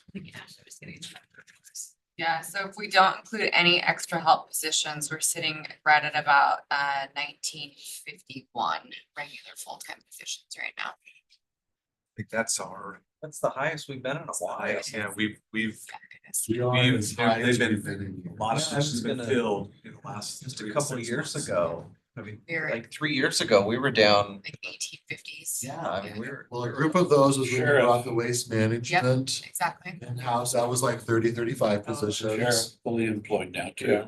Yeah. And then we did increase sheriff and they have actually done a good job of staffing up. They'll be fully staffed, actually anticipating from a sheriff's perspective at the end of next month. Public defender has filled their positions really well. Prosecutor's done really well lately. Yeah, so and the market's better than we've seen in a long time. So the great thing for us when there's other employers that lay off is we get great candidates, right? So we've seen far better candidate pools and applications in a while, so we're pretty full right now. So important thing that Jeff just highlighted in terms of that middle section, while there's not a lot of salary savings, only a couple. Cleaning up our budget, so we're really dealing with, look at headcount, it's funded headcount, it's not unfunded. These are hard to track, hard to manage, hard to estimate. You all ask the questions, well, what's really the vacancy savings on these things? When we have all these positions in there that aren't funded, we got to try to go through there and calculate the dollar amounts on there. So just really trying to get to a point where our budget, the FTE that you've approved in the budget, reflect a funded position. Will also help some of the budget padding games we talked about with our budget games last time. Sometimes people Well, they'll lose, I'm not gonna say they lie, but they'll come in and they'll trade positions. They weren't actually funded to begin with. Like a blah, blah. No, I think it's great to get it all. And Workday will be great for Yes, this too. to get it into Workday and get everything cleaned up before we transition it over, so. Perfect timing. So this is work from month one. Moving forward, I think we'll just roll all these up to a line and then give you the detailed report on month two, so you can see. That's things. Question on the grants position that's been open for 17 days. What was the thought behind that again? Remind me. That was, Because obviously grants is under a lot of pressure and we want to make sure it's adequately staffed to be able to take advantage of. About. That was the position that was hired through 26 specifically for ARP. Okay. And she has left for medical reasons, so that's a recent. She's actually been out most of the last 6 months on FMLA and some other things. And so we've been functionally without that position for quite some time. And then the other position had already been not. That's the one that was actually never filled. So when you gave, when you guys gave authority for 2 new positions during the height of ARP, and then we had 1 person leave service. When we hired 2 of those 3, the 1 got put into the replacement position. So this one, you guys authorized it 273 days ago. And I'll say Workday has been a great tool for this grants team as well. The visibility and just automatic revenue recognition and a lot of the stuff, the system does a lot of the accounting work behind the scenes for the grants team. That I think their team is going to be pretty right sized to manage very effectively with Workday as their tool now. As all contracts, grants got loaded up. The busy work. Very positive. Ready for the next one? So moving on to the general fund projection sheet. This is one Commissioner Waldrop put in our minds. You're welcome. No, this is a great one to have. We appreciate it. So on the top, you'll see kind of where our current revenues are. If you guys are going to make any changes to the revenue side of the equation, it would show here. We're not at that point yet. So this is just our current projection based on where we are. If you scroll down to the bottom half of the page, you will see the roll up of what we've already talked through. So the attrition savings of the 423, which is in the notes section. If you took all of the salary recovery from this snapshot in time, so huge assumption there, but for the sake of this exercise, we plugged it in. And then we listed the IT person separately since it was a 60% calculation. So those roll up, we did a basic split between the salary and wage line. You'll see just over $1 million of projected gap closure based on what we've done to date. So instead of a $20.6 million gap, we're down to 19.5. By way of memory, about 6 million of that would be capital. So we're down to about 13.5 on the operations side. And this is, if you like the format of this, this would be another one. You would just see each month, you know, if, for example, if the state makes a decision to tax services, doesn't matter what any of you think of that politically, we will start getting some revenue from services being taxed. We'll also be paying tax on some of the services that we procure as a county. So we'll see what that net out is, but that would be something that would then add to the revenue side. There's a TIF that's going to come up before you soon that's cycled its time. If it gets renewed, status quo. If it doesn't get renewed, it would be $1.6, $1.8 million in revenue. that's a do nothing. It would just be, county would no longer be directing that funding to that region, but to the county. Yeah. So those would be the sorts of things that will be coming as we go. That could impact either side of this equation before you guys get to the official budget kickoff in September. So a couple things, when the county was in this position before, we were recovering from the Great Recession kind of a deal.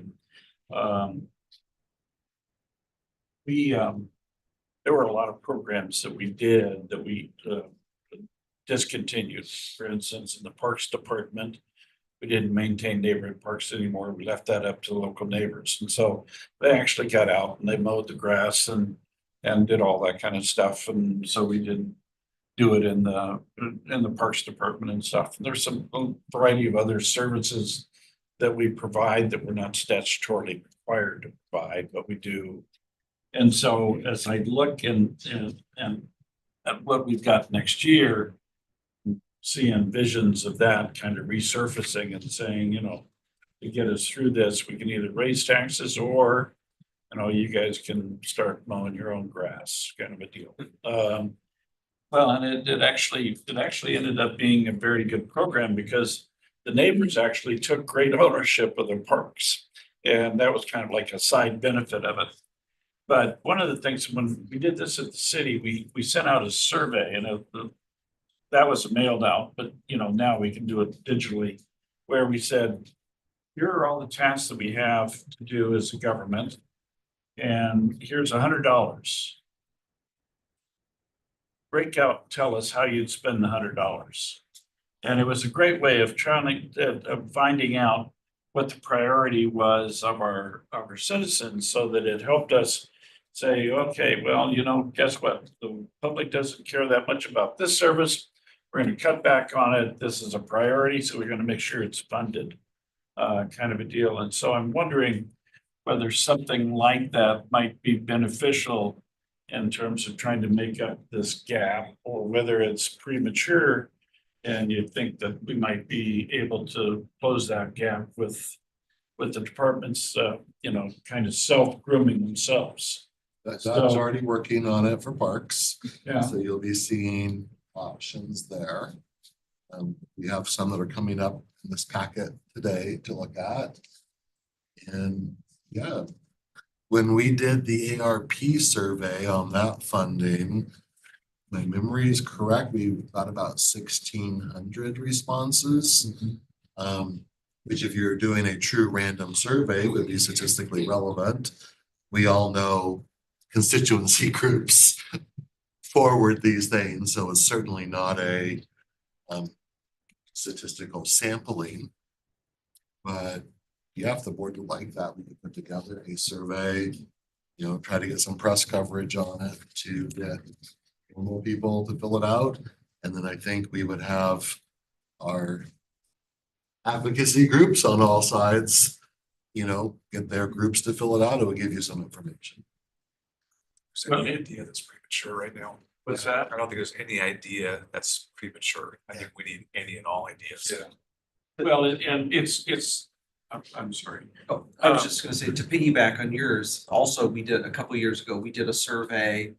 2017-ish, I think it was my first year, we did a survey out to staff. It was internal, it was a Right. Survey Monkey. Yep. I think it was open-ended. It wasn't a multiple choice. It was open-ended, like, if you have cost savings ideas, type them here. Yep. And hit submit. So they came in like that. So I do remember, that. so it wasn't externally facing, it was No. internal. It's internal, that's right. And And there was some neat stuff on there. so there was two benefits of it. One, we got some insight as to what the citizens want in terms of how we want to allocate the budget. But the other thing was a great educational tool for the citizens to understand. Exactly what You got to do this and this and this and this, and that's totally required kind of a deal. It was very educational in terms of letting the public know what we have discretion over and what we don't. This 80% baked in. Yes. What are your priorities for what's remaining? Yeah. So just some ideas. Those are.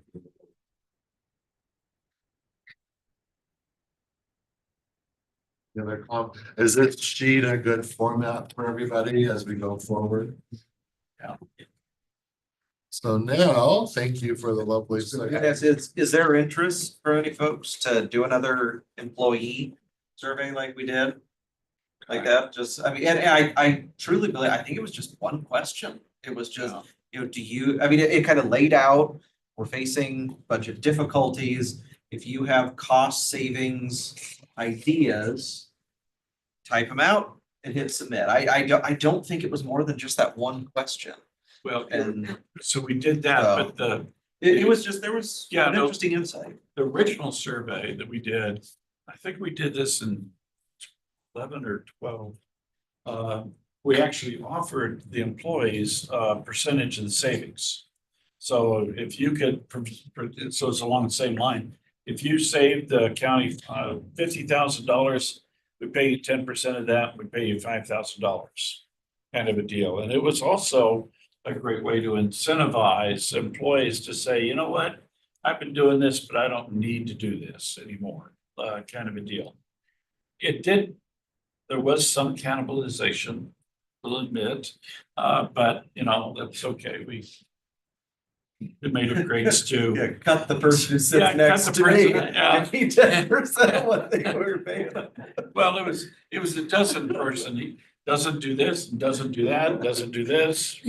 So, but anyway, Did did the county implement any of those ideas that came out? I think there were, it was. You know, 7-8 years ago, I don't remember exact, but I mean, we got hundreds of things, and a lot of them. It was multiple, so it's like, okay, you know, 30 people said the same thing. And so, I mean, it kind of, you know, gave us an arrow to, okay, maybe we need to go look at this. Because dozens of people wrote the exact same thing on it. So, I mean, some of them were, you know, self-serving. some of them were better than others, let's just put it that way. But there were some things in there I think we did implement.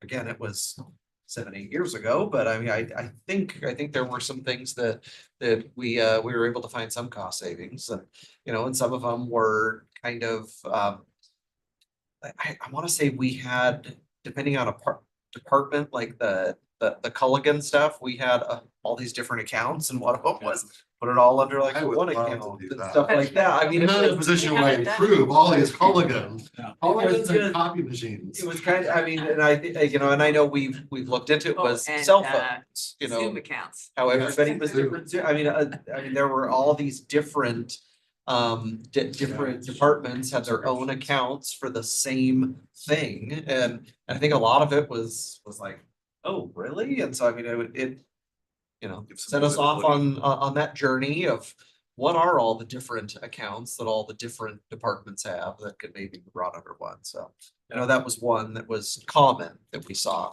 on the. We did pay out some bonus money for good ideas and stuff. So it was a great incentivizer. And we haven't done it since I've been here, but No, this was back in like 11, 12, so. long before you guys. You check and make sure we can do that.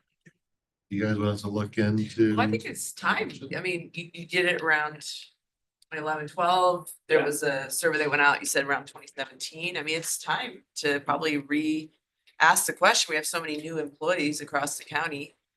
I think it's always good to ask employees how we could do better, be more efficient, where we could find some savings. They're closest to some of the decisions and they have good ideas. A Yeah. lot of folks have good ideas. And yes, there's some that maybe don't come to fruition, but I always think it's good to communicate with, we should be communicating about the way the budget's looking and that we really need their help in, you know, making good decisions. I'm hearing support for the internal survey. Yeah. We'll look at legal for. Sending out the survey is pretty easy. If we're trying to incentivize it and provide rewards or 10% for kickback for the cost savings, that's a more complicated You could break down. Or is it just a survey or are we trying to incentivize? I'm okay with the survey at this, point. I'd love to know how you guys did the insight, because what if two people submit the same idea? Then That's a did they lot more split it? Yeah. Did they, I mean. Mud wrestle. It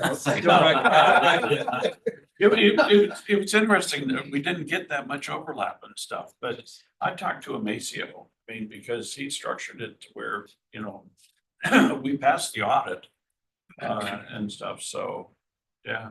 We can bring back sample maybe for the question and some legal opinion and advice. Yeah. Todd Melke characterizes it as stupid stuff you do for no apparent reason.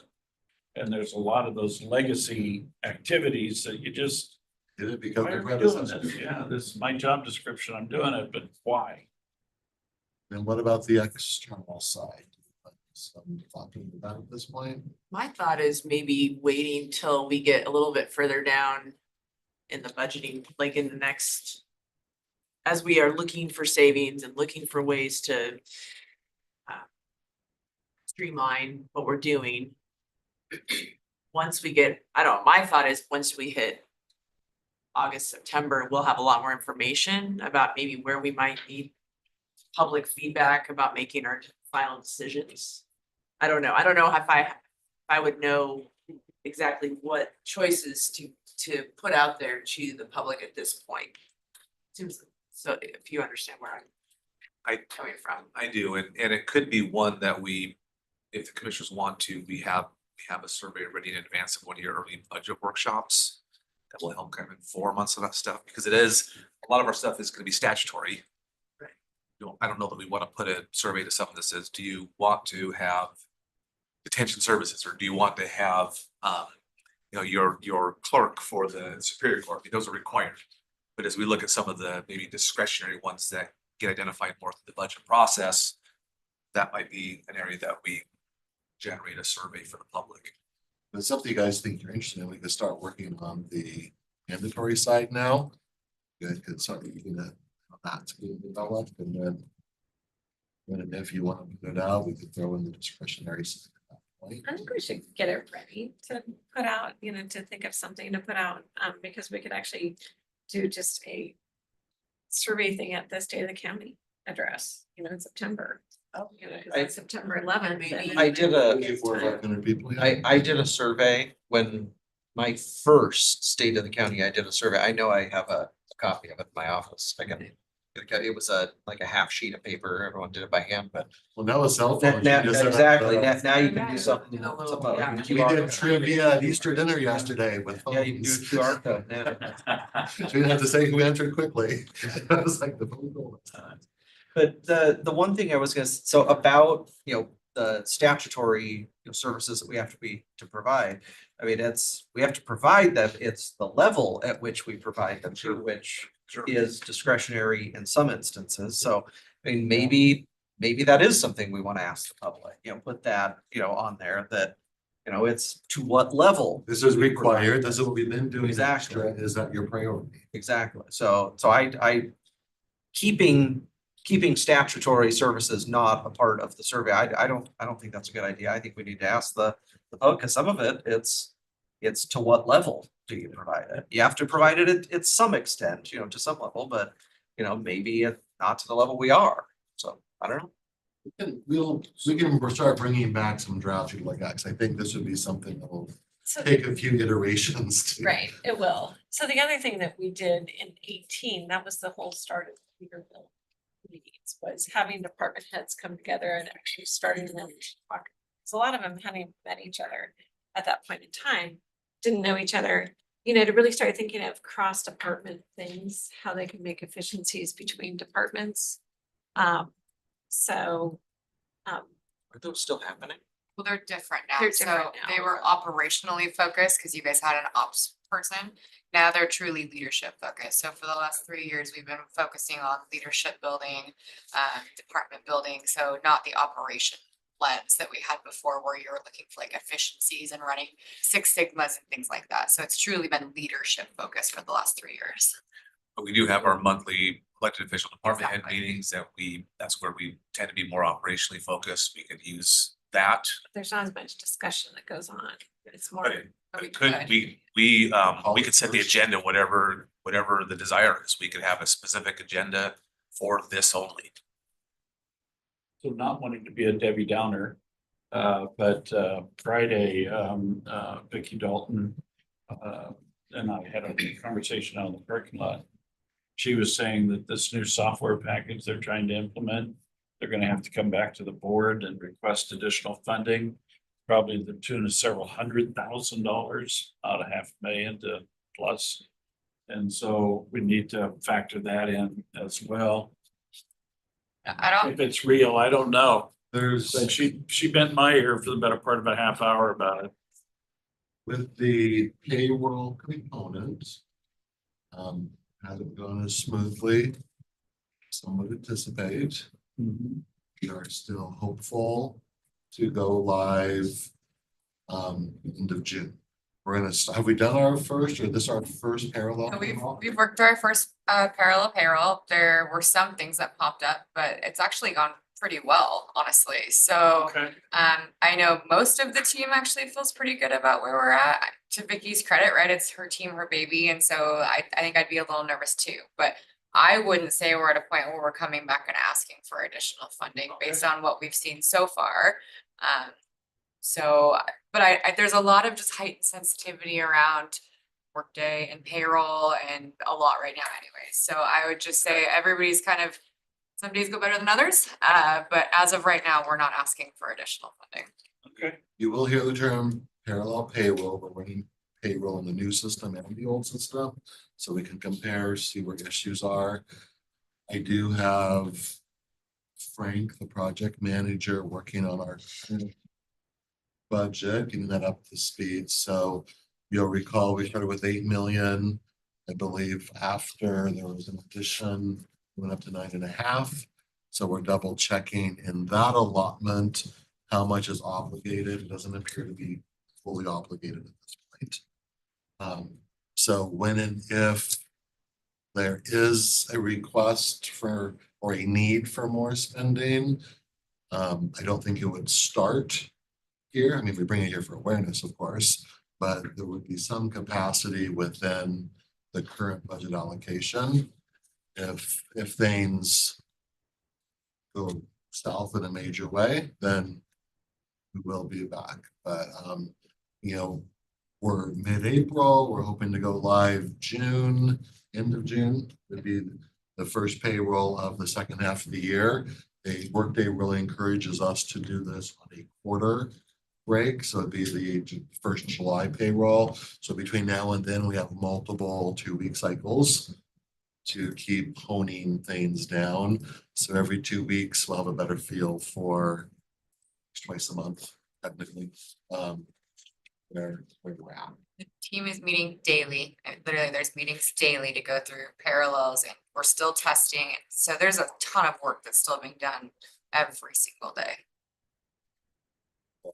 And Vicky has been voicing that same to us in the group. We're watching it, say we're ready to pull the trigger.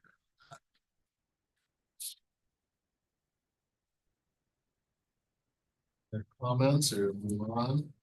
One last final comment on this, on the projections. If the sales tax trend holds and we get enough of a multi-months to look at, that could be another area that the commissioners look and say, hey, I think our trends are strong enough, it's holding. Our 1% increase this year was actually flat. It was flat with 24. Depends on how you describe it. It's It one of was those. a 1% increase, but In 24, we projected a 2% increase. we only got one. We only got one. So you can say it's a 1% increase from our 24 actuals. You can say it's a status quo from our 24 budgeted. Yeah. So that's why I've tended with the 1% because based off of the actual. But that's why you will hear. But to your point, we could, as the year goes on, if there are revenue increases, we can put them in this Correct. sheet and See that, how they're impacted. that How that adjusts, helps. Yep. that adjusts the We get bottom it from the line. revenue side on top, the expense side on the bottom. Okay. Hopefully with some as required by state law, some combination of those two will create a balanced budget. No hope, that's a must.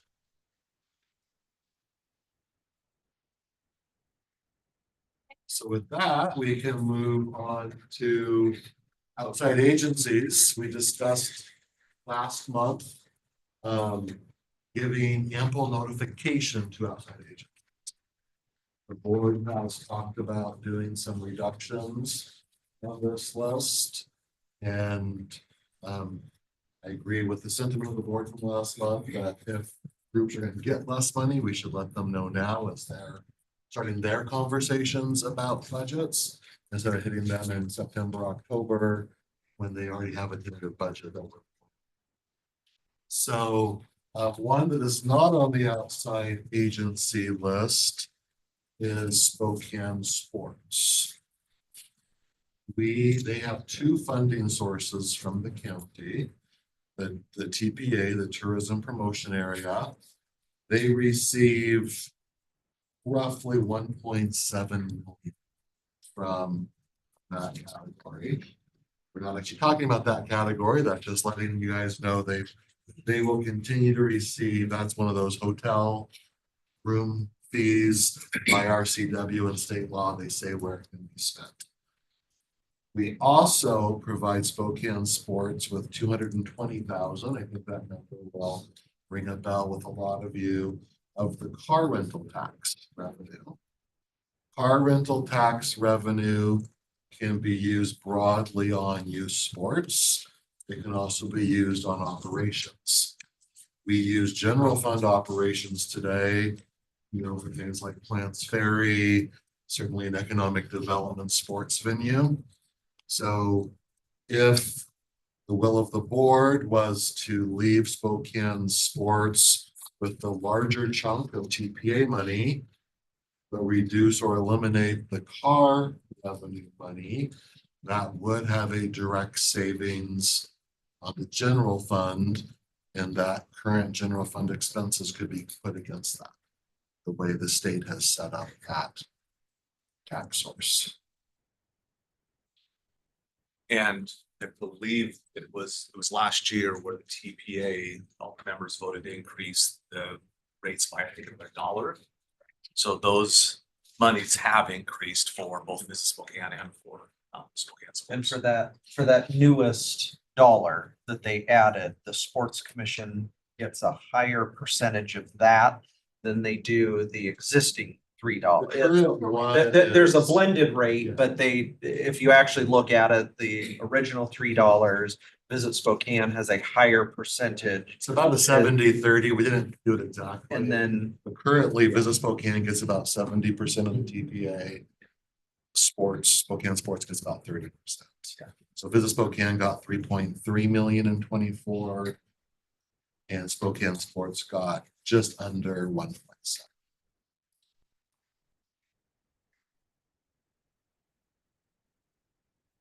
Under the TPA, so that would stay in place regardless. However, with the car rental tax, there is 220 that could have a direct positive impact on our general fund as it relates to parks, youth sports, and those sorts of activities. I think it's also important to look at, if we're getting state dollars that are coming to help us with the renovations or upgrades at Plants Ferry, we're gonna have to hit certain. We committed with the Certain state dates. that if they give us that $1 million grant to finish that block of 3 fields, it would be artificial turf and lit, which would be very helpful in getting tournaments. It's an economic, helps with hotel nights, restaurants, gas stations, you name it.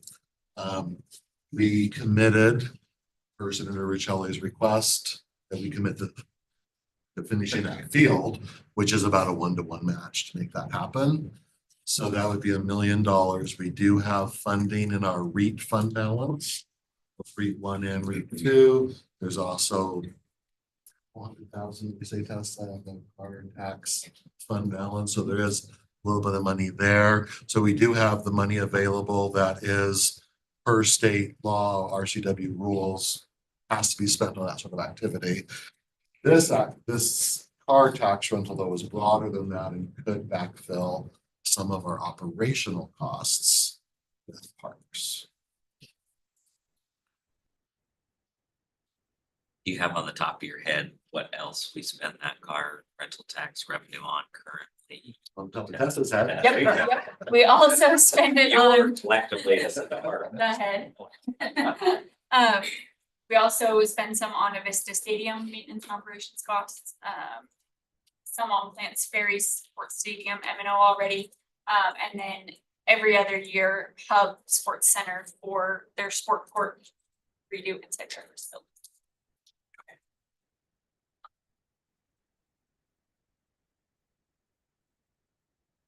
So we have at the very back of your packet is a letter draft that we are proposing for your consideration. Have you moved off the outside agency? No, this, if you tell us, if you make a decision today on the first one of the Sports Spokane, we would fill in the links of this to say at this point, the board is suggesting Spokane Sports is going to receive somewhere between 0 and 100%.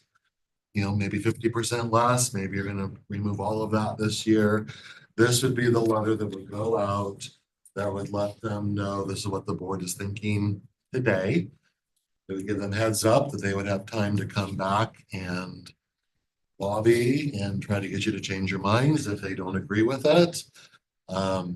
If you are, as a board, thinking of making some of these changes, in my mind, it's only fair to give the heads up early in the cycle. So this would not be a final decision, but as anything on paper is, it'd be probably a semi-final. And what we would do this letter, it's kind of like an earmark at the federal level. If you were to say they're gonna be cut by 50%, we would say instead of 220,000 next year, expect 110 due to the slowing economy and all the reasons listed in the letter. You would need to still fill out the request form, as these groups do every year. It would go to Heather. They would follow the grant application process. We are asking for those applications by early July. In case somebody doesn't ask this year, that would also give you as a board notice if somebody's not asking. And then we could kind of have this semi-baked in by September when we do that first official budget rollout. So that was kind of our thought, if you guys could start making some of the unfun decisions early in the cycle. That would also allow on our roll-up sheet, you know, we could say you decided X amount of reduction in outside agencies. You would tuck it in here and it would start closing. In Britain, we need to mind. I think it's important that we get the word out early to these folks, to these outside agencies. And I mean, we don't want to be left with the situation where we're here and, you know, trying to throw it together at the end of November. And a lot of these groups have already voted on their budgets and then letting them know. So yeah, I think openness and as early as we can be open with them, the better. So I think it's honest, the letter, it's honest and straightforward with what the reality is. So I'm okay with it. Yeah, I'm fine too. Any initial proposals for, so the plan was now step through. Spokane Sports was the first one, step through the rest of the outside agencies. So any proposals, recommendations by board members for Spokane Sports? So sorry, it's not on this spreadsheet. It's not, but it's another one that kind of Right. fits in the same category. It's an outside group. Like the funding source, you don't want it's on a different list. Because of the funding. It's a funding source. So it is a It's funding source. So I say these are probably all general funds. Yeah, I was just gonna suggest But this is one that adding it has, so we could have it all comprehensively in one. we bring this forward because it would help the general fund. Even though it's not currently paid for out of general fund. So what is your actual proposal around Spokane sports? I would propose that you cut it at some level to help the parks budget. I would suggest either 50% or 100%.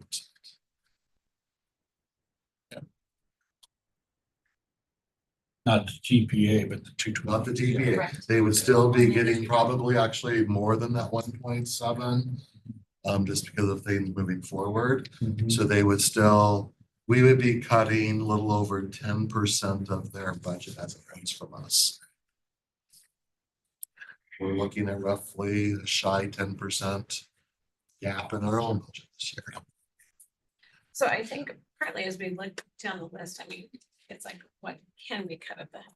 We're not gonna propose all of these as cuts Yeah. on this I list. mean, so what I think is, this today, but I think we've got to go through and maybe not right now, but go have from you guys, or each of us sit down and go, what can we cut versus what can't we cut? Cause like air pollution, I'm clean air, I mean, they said it, but is there any way for the Clean Air Agency to be going, okay, everyone's not gonna have money to fund this, so how do you reduce costs? I mean, just like we talked about with Shrek, I mean, at some point, we have to tell Shrek, they're gonna have to accept a different level of service, because we can't continue to provide funding. So what is that? I don't know what each agency does or doesn't do, so. That's kind of the conversation we'd like to start. We might not get to everything.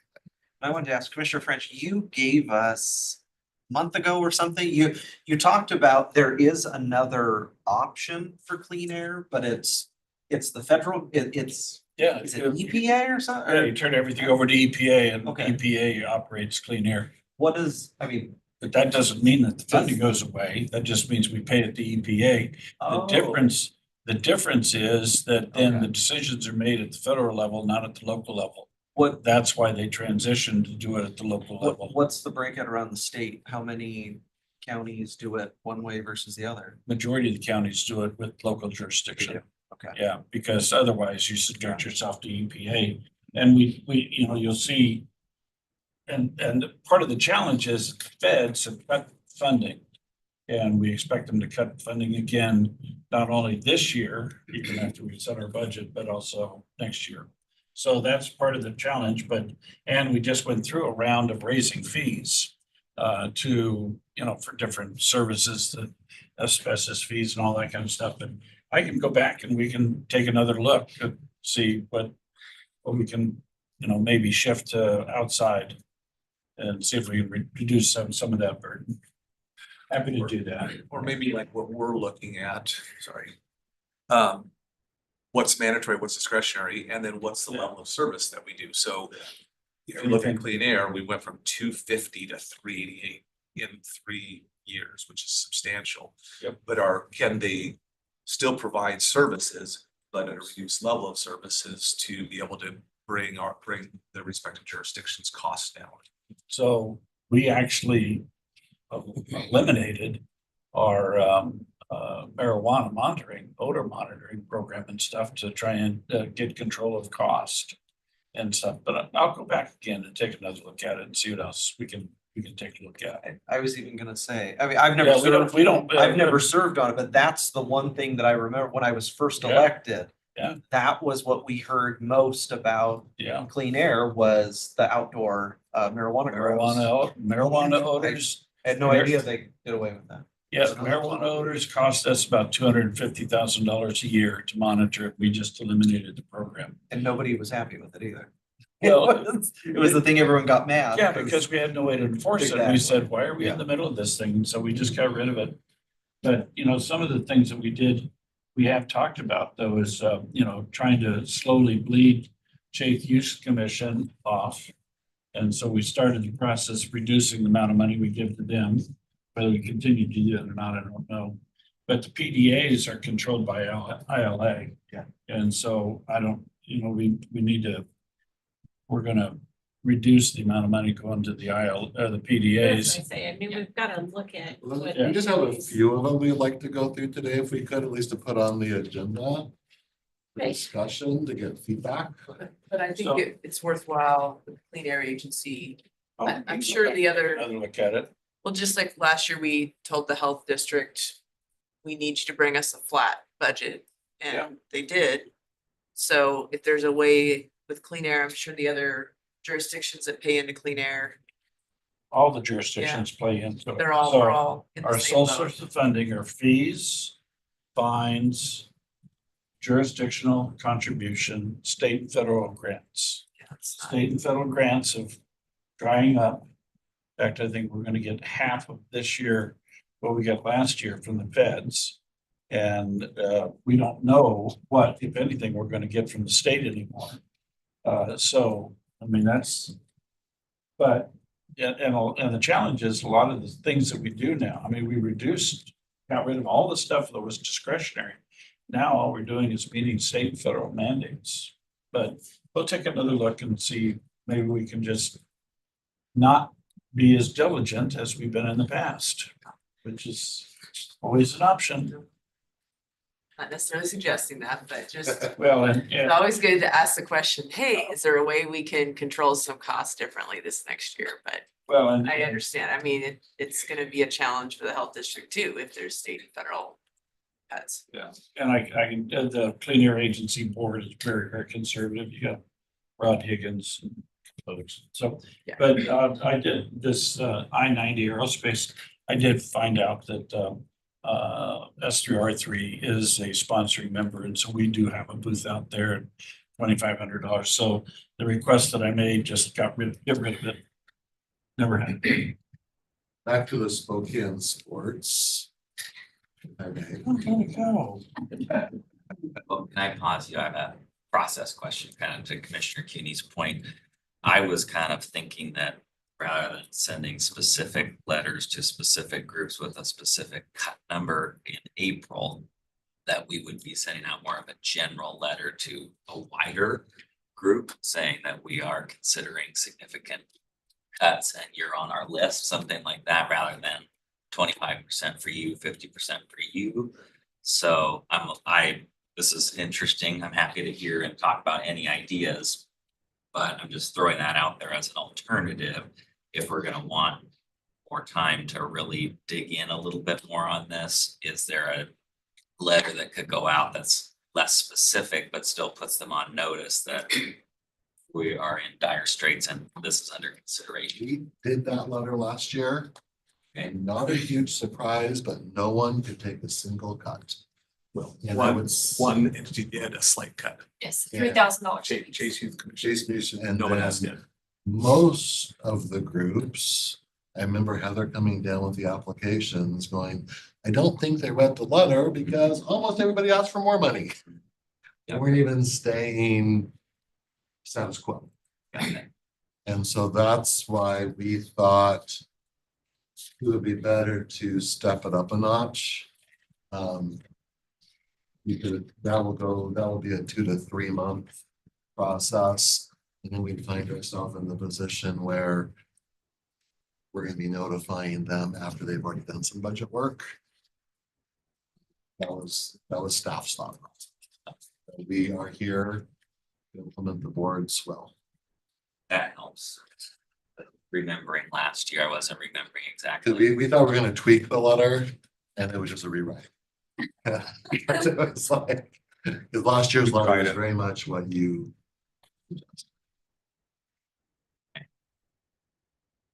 So I guess for my clarity, I know you have some things in red, the 2, because that's going to be different in the letter, depending on who it goes to. The 50 to 100, I mean, It's just for you guys to pick a number. but it wouldn't be one, it would be 50 to 100. That's what it would be, right? There would be a range. Conceivably, you Correct. could say we're gonna increase it and be, but yeah, our thought would be to put in a percentage. We could then flip A that. range, right? Or are you looking for one number? Because it could differ. I think It the is gonna be a range range. would be, Well, if you said that we're gonna reduce it by 150%, that means they gotta pay us. Yeah. I was We'll just see what putting kind of luck this we in have. as an example.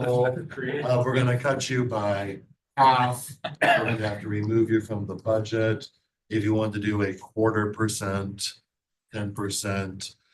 My thought would be your agency can expect a reduction of a specific amount. And then we would add in a sentence that would say, like, if you were to cut Spokane Sports by 50%, that means your next year's budget would be 110,000 versus the 220 you received this year. And then we would include all the application materials with this letter for them to apply for the 110,000 scenario. And we get that process started to try to get all those things back before summer recess. We could have them all ready to go. Oftentimes, there's details missing in their application that we have to do a little back and forth. And then we could have everything ready to go for you guys when the budget start up around Labor Day. I wasn't expecting to talk through all of these today, because as you guys have said, some of them PDAs, that's a much more complicated. There's about a half dozen on here I thought might be worth talking through. So what did you say, the half dozen that you're thinking about? I'm not know that I'm willing to send the letter today. But again, I think we need to have this further conversation. So I'm curious as to what your half dozen are. So we have Spokane Sports and WSU County Extension are the two that are not on this list.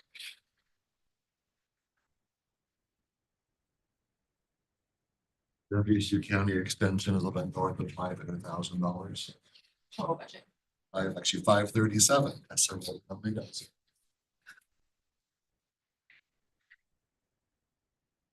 It's general fund also. And then we thought the discussion around the health district, some of that is, my understanding is we pay a portion of the budget that they fill. That would not be this particular letter, but a discussion around health district would make sense. Same with the air pollution board, just like we had in the EWAAA. Those are more discussion points, not the letter. We are assuming the WASAC related NACO and lobby things would be status quo. We thought Chase Youth Commission, AGC, maybe discussion around children's waiting room, a little less passion there. The Priority Spokane, the Unity in the Community, GSI and MAC. Those were the ones. So on GSI, I know that Gary Blue is no longer there. And I've heard mixed conversations about whether they're gonna replace him or not. Have you heard anything? I have not, I think they're trying to discuss what the next options Okay. are. So, yes. Because if you cut that in half, that would be Gary's salary, so that they have not. He's already gone, so just don't fill the position. The piece of data we did pull up for GSI, But they also, I mean, since the ADO, they have to also we have to do some economic some development. work. economic development and have some Yeah. position. So. Thinking about it. We have Joy Gunning, I think, filling in. With the ADO funding that they get the pass through from the state, I know has increased year after year. This year it's probably gonna go. Yeah, Is it gonna decrease, decrease? yeah. Okay. We'll see what the final budget does, but the state has been talking 50% reduction. Okay. I think that's why they're waiting to Yeah. decide about the position. They're waiting to see what happens with the state budget. So GSI might be. So we will know a lot more on our GSI fly-in and can ask a lot of those questions. Yeah. Cause yeah, it's gonna be, you know. So maybe instead of flying next year, it's gonna be a bus ride. Yeah. Go back to the COVID, it'll be the Zoom in. The zoom in. The ones I'd love to hit today would be the Visit Spokane, the MAC, Unity and Community, Priority Spokane, AGC and Chase. I think those are, I think the others are, What is in Spokane? No, I think. He meant Spokane Sports. I'm sorry. Oh. I've been Spokane. Okay. Thank you for reading my mind. For Unity in the community, usually multiple departments actually pick up booths. So if, I think it would make sense to partner with the sheriff's office and not have multiple booths there. So I think we could move in that direction. So I would just make that recommendation that as a county, we look at consolidating our efforts rather than having multiple tables. And that raises a point, like the is it later this week? The big Workforce Council KHQ job fair. I usually give the opening remarks section. I'm on the Workforce Council, and like every year I go, there's a HR Spokane County booth, and then there's a sheriff booth, and then there's a detention services booth. So there's 3 county booths at one job fair. So we've been trying to consolidate this. Detention and HR pretty much overlap each other now, and then sheriffs has been doing a lot better too. So we've been working on that, identifying those. There is an all county recruiting team even now that's meeting to try and figure out how do we streamline some of this. So yes, Commissioner Kearns, we are looking at that. Unity and Community is one I think we could also do that with. It's not recruiting, it's more just a community event, but we could definitely share a booth rather than everybody having their own. And I think they do that fair as well. Yeah. Everybody has their own booths at the fair. No, sheriff does detention and HR consolidated. So we did that a couple years ago. 2 years ago, I want to say. But sheriff still does like the whole outside kind of fun area, which is a little bit different. But from an inside that, the event center, we did consolidate for that reason a couple years ago. Yep. I like the idea of doing that. Having like a Spokane County booth, and then you were promoting all the different opportunities within the county. Do we have our first one? We will do a general fund booth at Unity and Community and piggyback with. Seems like the low hanging fruit to me. Well, like, Two. we allocated, budgeted 6,000 in 2024. It's not showing what we spent those dollars on. So Yes, I can have that for you. I believe it was the bike swap Unity and Community. Unity and So we still Only 2 we did, did so we still did bike swap. last year. Not this year, though, Not right? this year. This year, we've already. Not this year. decided not to fund it. Because I think we provide the fairgrounds at no cost for them. We thought was, So I think our discussion was. So if you're gonna have this updated, because this is based on preliminary at the end of 24 as we're going into 25 budget. It's not based on actuals 24. And what This is the actual budget. No, it's not. I think this is, There- because this was the 24 budget. this was the 24 budget, correct? Not the 24 cash. So yeah, so I think it'd be good to put the actuals in. And then what we budgeted for 25. Actually budgeted for 25. But I think this was what we used to gauge. It's a budget Yeah, cycle. to make not- decisions. But then I think add in sports commission, well, you probably want to have another, We have a separate category at the bottom on yes, the list. Was distinct. right. So car rental sales tax, the use, what's that being used for, and then I guess adding WSU extension. Again, we just want to get the whole picture. And then the question will be too on the PDAs, like. The university PDA is a set amount every year. And- We don't have those ones marked because those are interlocal agreements. Right, but Those I'm are- curious as to, on the West Plains and the Northeast, like, how much is the sales tax that is coming in, What's that's the actual going revenue coming? to them? Cause that was what, 75% of the right, but I mean, we started off by, incremental increase. So the other part of it that I just learned here is that we were supposed to be splitting the property tax. Yeah.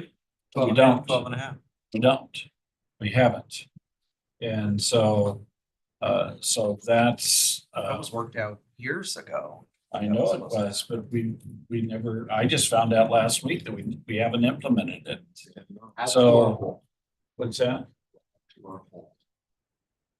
We I have to think pay it'll add to the whole. I don't know. There's been a lot of new businesses added. In fact, we got 3 more that are coming, that are inside the city limits. With enough that with the split will go up also. because of your personal property tax Yeah. side of it too. So what 'Cause, you're like, saying Amazon is, does a lot of it's just equipment. being distributed. If it's in the city or the county proper, rather than the split Yeah. that have been negotiated, okay. Yeah. So That's, Your 75% goes to the PDA, the remaining 25 increase is supposed to be split in half after the city have. We have to retroactively catch up. well, theoretically, we should.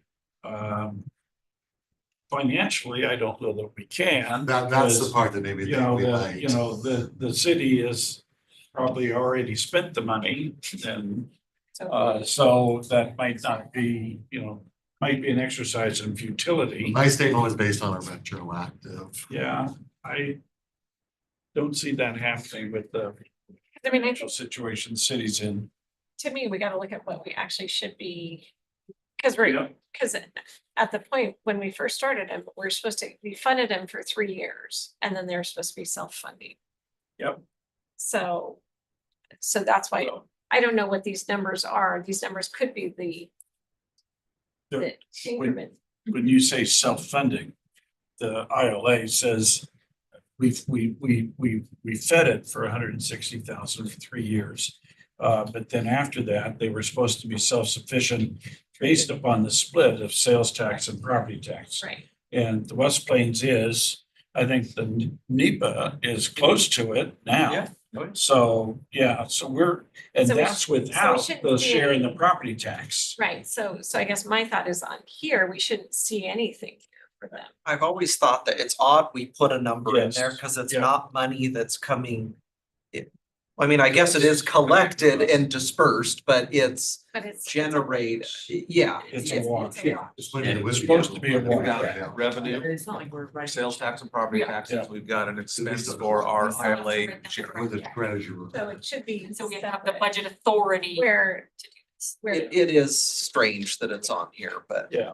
That's your budget authority to write the check.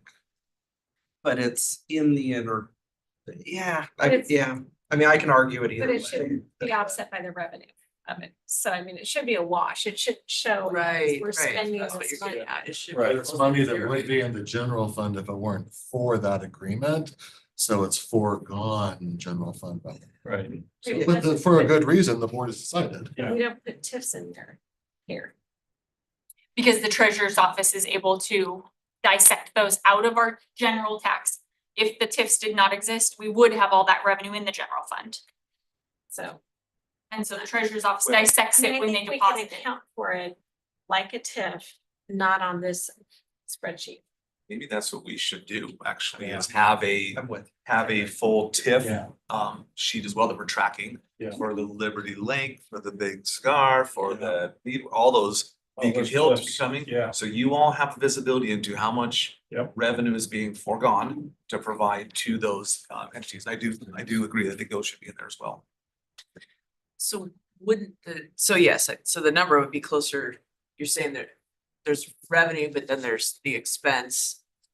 But you're getting the property and the sales tax to cover that, but is it always 200? Wouldn't it be a variable number? I think that's an It is. estimate. It's just an estimate. It's just Oh, an estimate. Okay, That's- I get it, Yeah. okay. And that's why, But that wouldn't be clear if you were looking at this sheet, you would Yes. think, Right. oh, we're actually paying 200,000. You have to know what the PDA is and what that interload for that to Right. make sense, yes. but we're not, So in hindsight, again, you'll we're see 22 netting and them against 23 are revenue. actuals. The 23 and 2024 actual has not been put in. right. But that's why the 22 and 23 are down to the dollar. Once the Right, but we're 23 not showing the revenue that offsets it. I guess that's the problem on this spreadsheet. So we need to just put TIFs and the PDAs kind of together. Yeah. The only one is, Back. Yeah. yeah, and University District is a set amount because, That's why it's always 50. right, we don't, until a property tax increase to require us to pay more, which it will be a long time, but I remember setting up that agreement. So. But interesting enough, just in the last year and a half with the U District board. The U District was supposed to get a certain percentage of dollars and different tip, for the TIF and for different things that would have gone on with the U District, and they actually were not getting that Right, that's in where the old city, agreements, right, but they had to go back to the city and retroact, just so you know, they did have to retroactively try and get that money back to the U District. yeah, but. And again, it wasn't anything intentional, it was just kind of overlooked.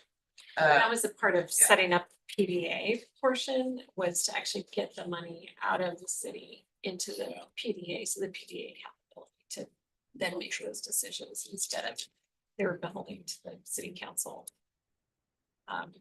So yes, so that was part of they were kind of going on their old model before the PDA was established, and then that was part of setting up the PDAs to actually let the university district PDA start to manage those funds. So. There have been some just. As administrations have changed in the city or accountants and different people, there's been some missed. Oh, we were supposed to be distributing that to the U district and they weren't. So anyway, yeah, Is it getting corrected? yes, Because I It think is. they were trying to figure that out 2 years ago. oh yeah. But it's taken 2 years. To get it corrected. Juliet's finally gonna see some of that. And a lot of the money is for infrastructure, right? It's not general operating, but. Right, some but of that's it. what the PDA that determine. So. All right, so we've cut unity and community. I've heard two, I need a third. We're not cutting, we're consolidating. Because we're We still combined. have a booth, we still have a committee. We've saved $1,000 with our unity and We would have been this community. letter to say. combining. And the 6,000, we were basically gonna take away, but Yeah, Yeah, and- because and I would the say- miscellaneous isn't even in this year's. yeah, and I'd say with WASAP, that's why we need to see really where we're at with having actuals for 2024 budgeted for 25. But, and then WASAC, I mean, we worked really hard to try to bring down the WASAC fees, and we're still working to look at other revenue opportunities within WASAC to further reduce fees in the future. So Those weren't on our. no, but I just wanna, I mean, that's why that we still need to talk through all of them as to what we're gaining from them. I mean, to me, we wanna actually talk through each of these to talk It's gonna about take a chunk of time. what we're. Do we want to do unity and community today, or are we gonna hold on that one? The reduction of the The $1,000. reduction of the $1,000. Yeah, I think, Yeah, I think. I think I think we're that's just gonna good. try to do it combined. So we will create a separate letter for them that just explains consolidation. I don't Can't think you even- have to, actually. They just hit me up every year and say, do you wanna do it again? So I think you're probably fine on that one. Can I still scratch it off on this? Yeah. Yeah. Yep. We paid for this meeting. Okay. Not quite. Um, Well, I think the NWAC, the Northwest MAC, probably cut that too. I think we're gonna have to. Yeah. I mean, I advocate for it every year, but I mean, just the reality of where we're at, I think we'll have to, and let's be upfront with them as early as we So we can. look at NAC letter, I see some thoughts. Yeah. Do we want to talk Spokane sports today? Yeah. We and- decided to take the 220. And, I have not and, heard that definitively, so I. well, and Ron, Count to three. Ron just made a great point here is that MAC funding has always been contingent on them bringing some large Yeah. scale event that we help support. It's not that we're just giving them 25,000 each year. It's for major- if there is a major event that is going to be an economic driver, but I mean, we'll just tell them. They also received If there is 300,000 of ARP, Correct. which was a Correct. nice one-time infusion. So, but what we just need to be upfront that, we're not gonna be able to support next year if they do have one of those. So I've seen head nods for unity and community in the MAC. Where are we on Visit Spokane? Spokane Sports. Yes, I'm sorry. I have them written right here beside each other and Visit Spokane's first. Spokane mean- Sports. I mean, I think we can send the letter that there's gonna be a reduction, because we need the funds. 220 is ours.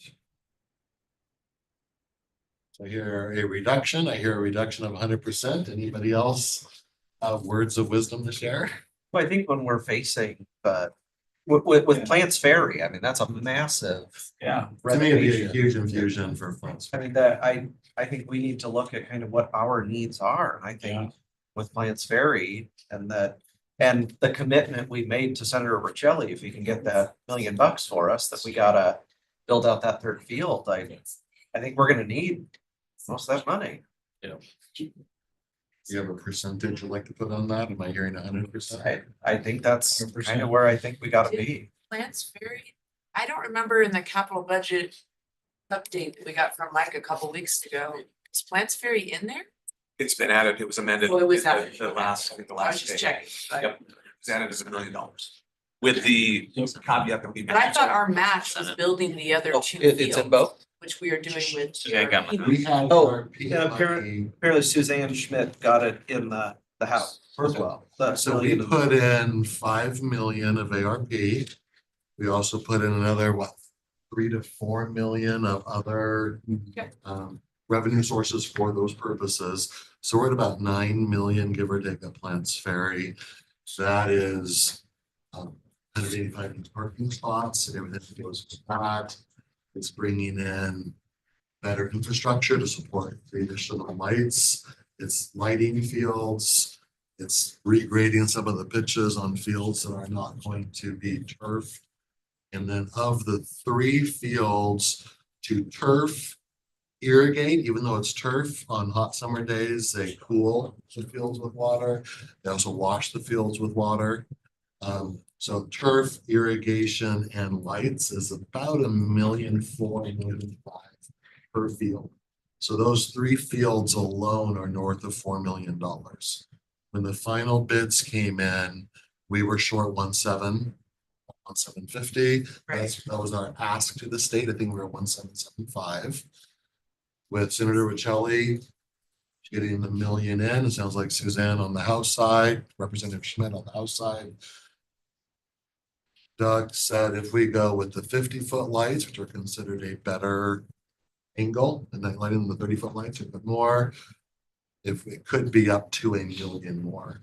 So we're thinking between 750 and $1 million would be needed to match the $1 million from the state. And then we would end with the infrastructure ready to continue more fields to turf, 185 additional parking spots, and a lot of infrastructure work to the tune of north of $10 million between all the funding sources. So that you don't get accused of favoritism, what would you think about Greater Spokane and the other chambers? If we reduce one, we reduce all of them by the same percentage. That would be fair. That way it's fair to everybody and we don't look like we're favoritizing anybody. Because in downtown's partnership is set. That's a voluntary amount. So we Not eliminate They that out of they our structured their board since you left that. They restructured the board because I left it. Okay. You left, but you're not on the DSP board anymore? Chris is Oh, I now. thought you both were on it. No, Oh. no, I didn't realize you So left. I was. Chris told us he was on it. I thought you Yeah. still were. No, Oh, I left didn't realize. because I had to create a seat so that Chris could be on it and stuff. So I was the at-large. And Did he, thank you, anything? Thank you, Al. he has not I heard said thank you. anything. I'm a witness, I heard it. And I'm still waiting for my birthday gift. So, Such a gentleman. Day's not over. yeah, Such a so, giver. but our contribution was a voluntary contribution. We're not a paying dues member of DSP. We've never been a paying dues We member. did pay them about 1,800 Yep. just recently. Yeah, we did. Voluntary. I know with Valley Chamber, the 12.5, it's at that amount because that's I believe, I mean, we can double check, but I believe that is the cost for the municipal membership. So it's what the city of the Valley pays, it's what we pay, I believe it's what Liberty Lake pays, it's, so that would drop, I believe that would drop us out of being a municipal level. Can we bring us back to sports? Kids, sports. We already gave Yeah, you the. come on, what do 220. you- What more do you I want? have a reduction. I have 200% reductions. I was wondering if anybody over here had anything to say. I mean, I hate to just totally zero it out, We but do have the 1.7 from the TPA. yes, I know. I don't know how you want to word the letter, but it says Significant reduction. 50 Sucks to be to, you, you're 220 short. Yeah. I mean, I'm happy with 50 to 100%. yeah. I mean, it's at least gotta be a 50% cut. So let them know it'll be at least a 50% cut. Would that be appropriate wording for this point? then we will have paid for this meeting. 50% and 100% bold. It is. In the letter. No, you didn't get his joke. Oh. I will. I would just like to hear their response about, is there something that's very compelling that would benefit the county that's, Squeal like a stuck pig. oh, I know, but I just would like to say 50 to 100% and then we'll have, conversation about what that's. So I will phrase it as at least a 50% cut, possibly more. Well, I don't know, Chris is the tiebreaker here, so. Am I? Yeah. Oh, I would say that I'm definitely the 50 to 100. Sorry, guys. Which is what your letter says. Well, but that was meant to choose one or the other. Oh. It was obvious. But all of the above is always an option. You guys are the board. So it says a reduction of 50 to up to 100%. That's true. I guess I should have put an or. You could also put the letter in a more positive way and say, congratulations, you're gonna get 50% of what you got last You will year. retain it, or We managed to retain 50% of what you got last year. Yeah, nice to be the tiebreaker. I might hold out. See what else I can get. okay, so at this point, we're up against noon. Yes. The unity and community, Ashley will just let them know. The math, we will send a letter and we will be the 50% or more to Spokane Sports. Thank you for those three decisions. Do you guys want us to do a little bit of research on chamber dues before we bring that back? Kind of what Commissioner Kearns was just talking about. I did look up like the GSI. We have always known we're over the visionary level. Yeah, visionary, it's 53,000. I pulled up there, so. We can look up the valley also. We can bring you a list of who's at what level. You're gonna talk to Lance later today, so that's out tomorrow. So you can talk to Lance. Yeah, but I'm not gonna talk to him about, we're gonna cut your funding. You know what? I'll email Lance right now and say, Lance, what's the level? yeah. I was just kidding. I do have one other So we quick gotta thing start I'd like tomorrow. to do. We'll have to delay the rest of this to the next meeting.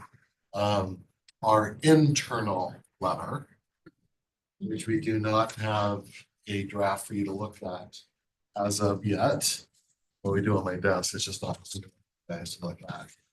But we would like the internal letter that would go out to county departments.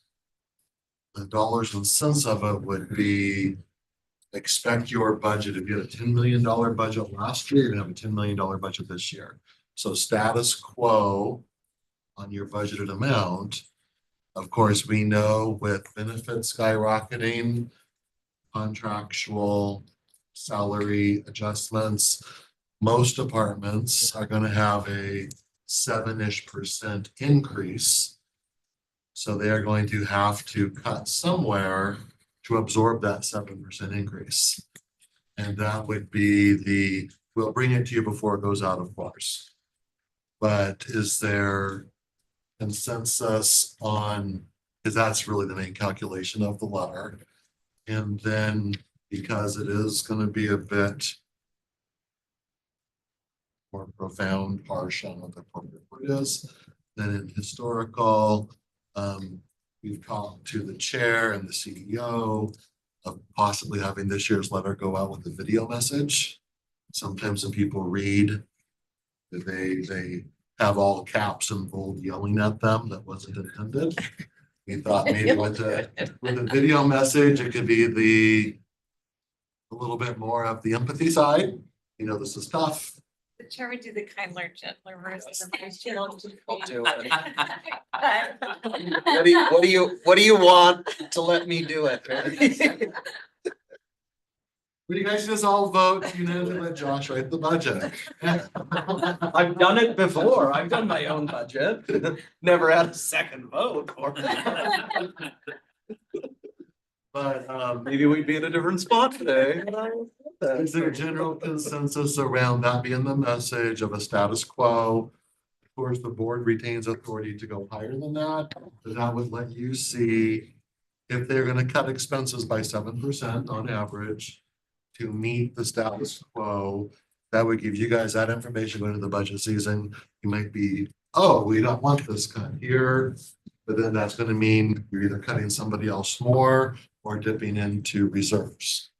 So if those numbers sound appropriate, you have a likes idea of a video message to go with it. We will work on, we already have drafts going. We just need to clean up both the script on the video side and the wording of the letter, which we could read to you next week.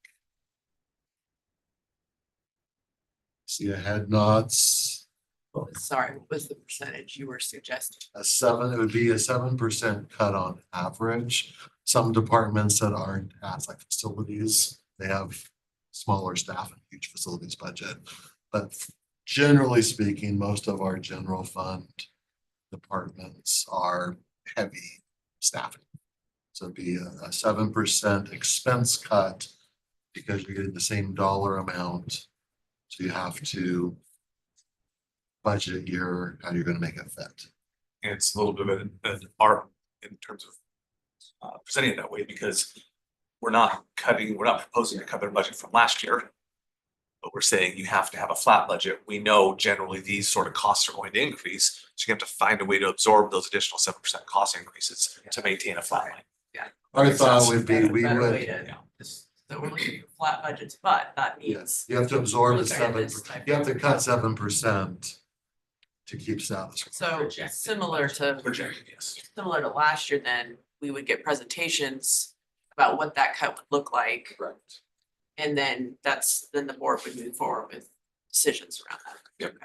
But that would give you guys the information on if you're cutting 7%, this is what they're suggesting.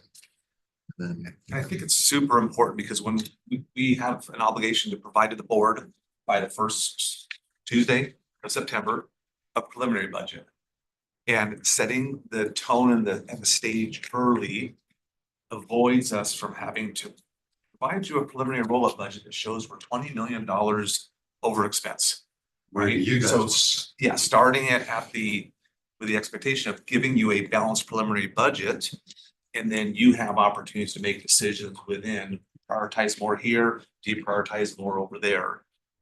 Starting at a $20 million hole is, I think, untenable for you all to have to then go make decisions, force those decisions across the departments, give them the early expectation of a target budget, which is flat with last year.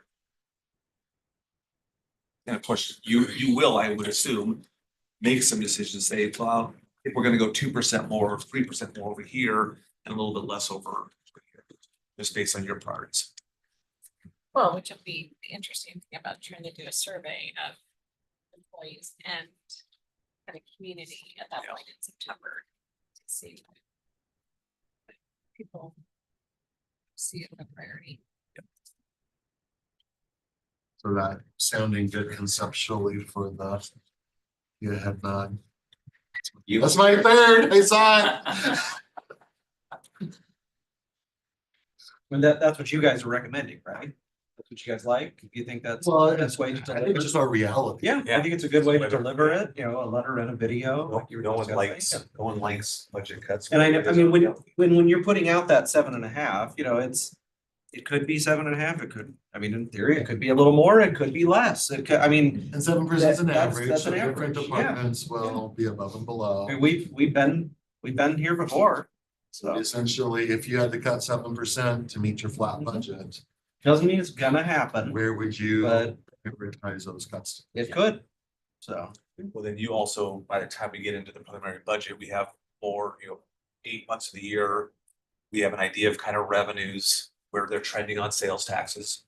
You all have decisions to make on property taxes. What do you want to do there? So that those are opportunities then to potentially increase investments in those departments that are really challenged. Well, if the state has done anything that alters calculations. Right, I mean, I think that's gonna be interesting as to what we're gonna see the state do here soon, so. Okay, so we're at the end of our agenda. I do have a new meeting I'm supposed to get to, so is there any miscellaneous items we need to? How often are you guys think we are going to come back and discuss budget? You know, I mean, I would like this to. was very good. This was a good in-depth deep dive, I mean, what? My goal is every month that you guys would have some decisions. Okay. Certainly, yeah, I mean, the sales tax projections, the quarterly updates will be quarterly on the finances. The headcount and the progress against our general fund budget projections will be on a monthly basis. I think it would be good if we could start to maybe have this outside agency updated with the information you asked, to do that in another 2 weeks for extra teacher. To me, the next meeting, we could finish the outside agency. Okay. Or we have the information you requested and make more progress. And I just wanted to remind everybody, Wednesday night is the employee appreciation night at the MAC. So those of you that can make it, really cool event. So we handle overall level. That's more than.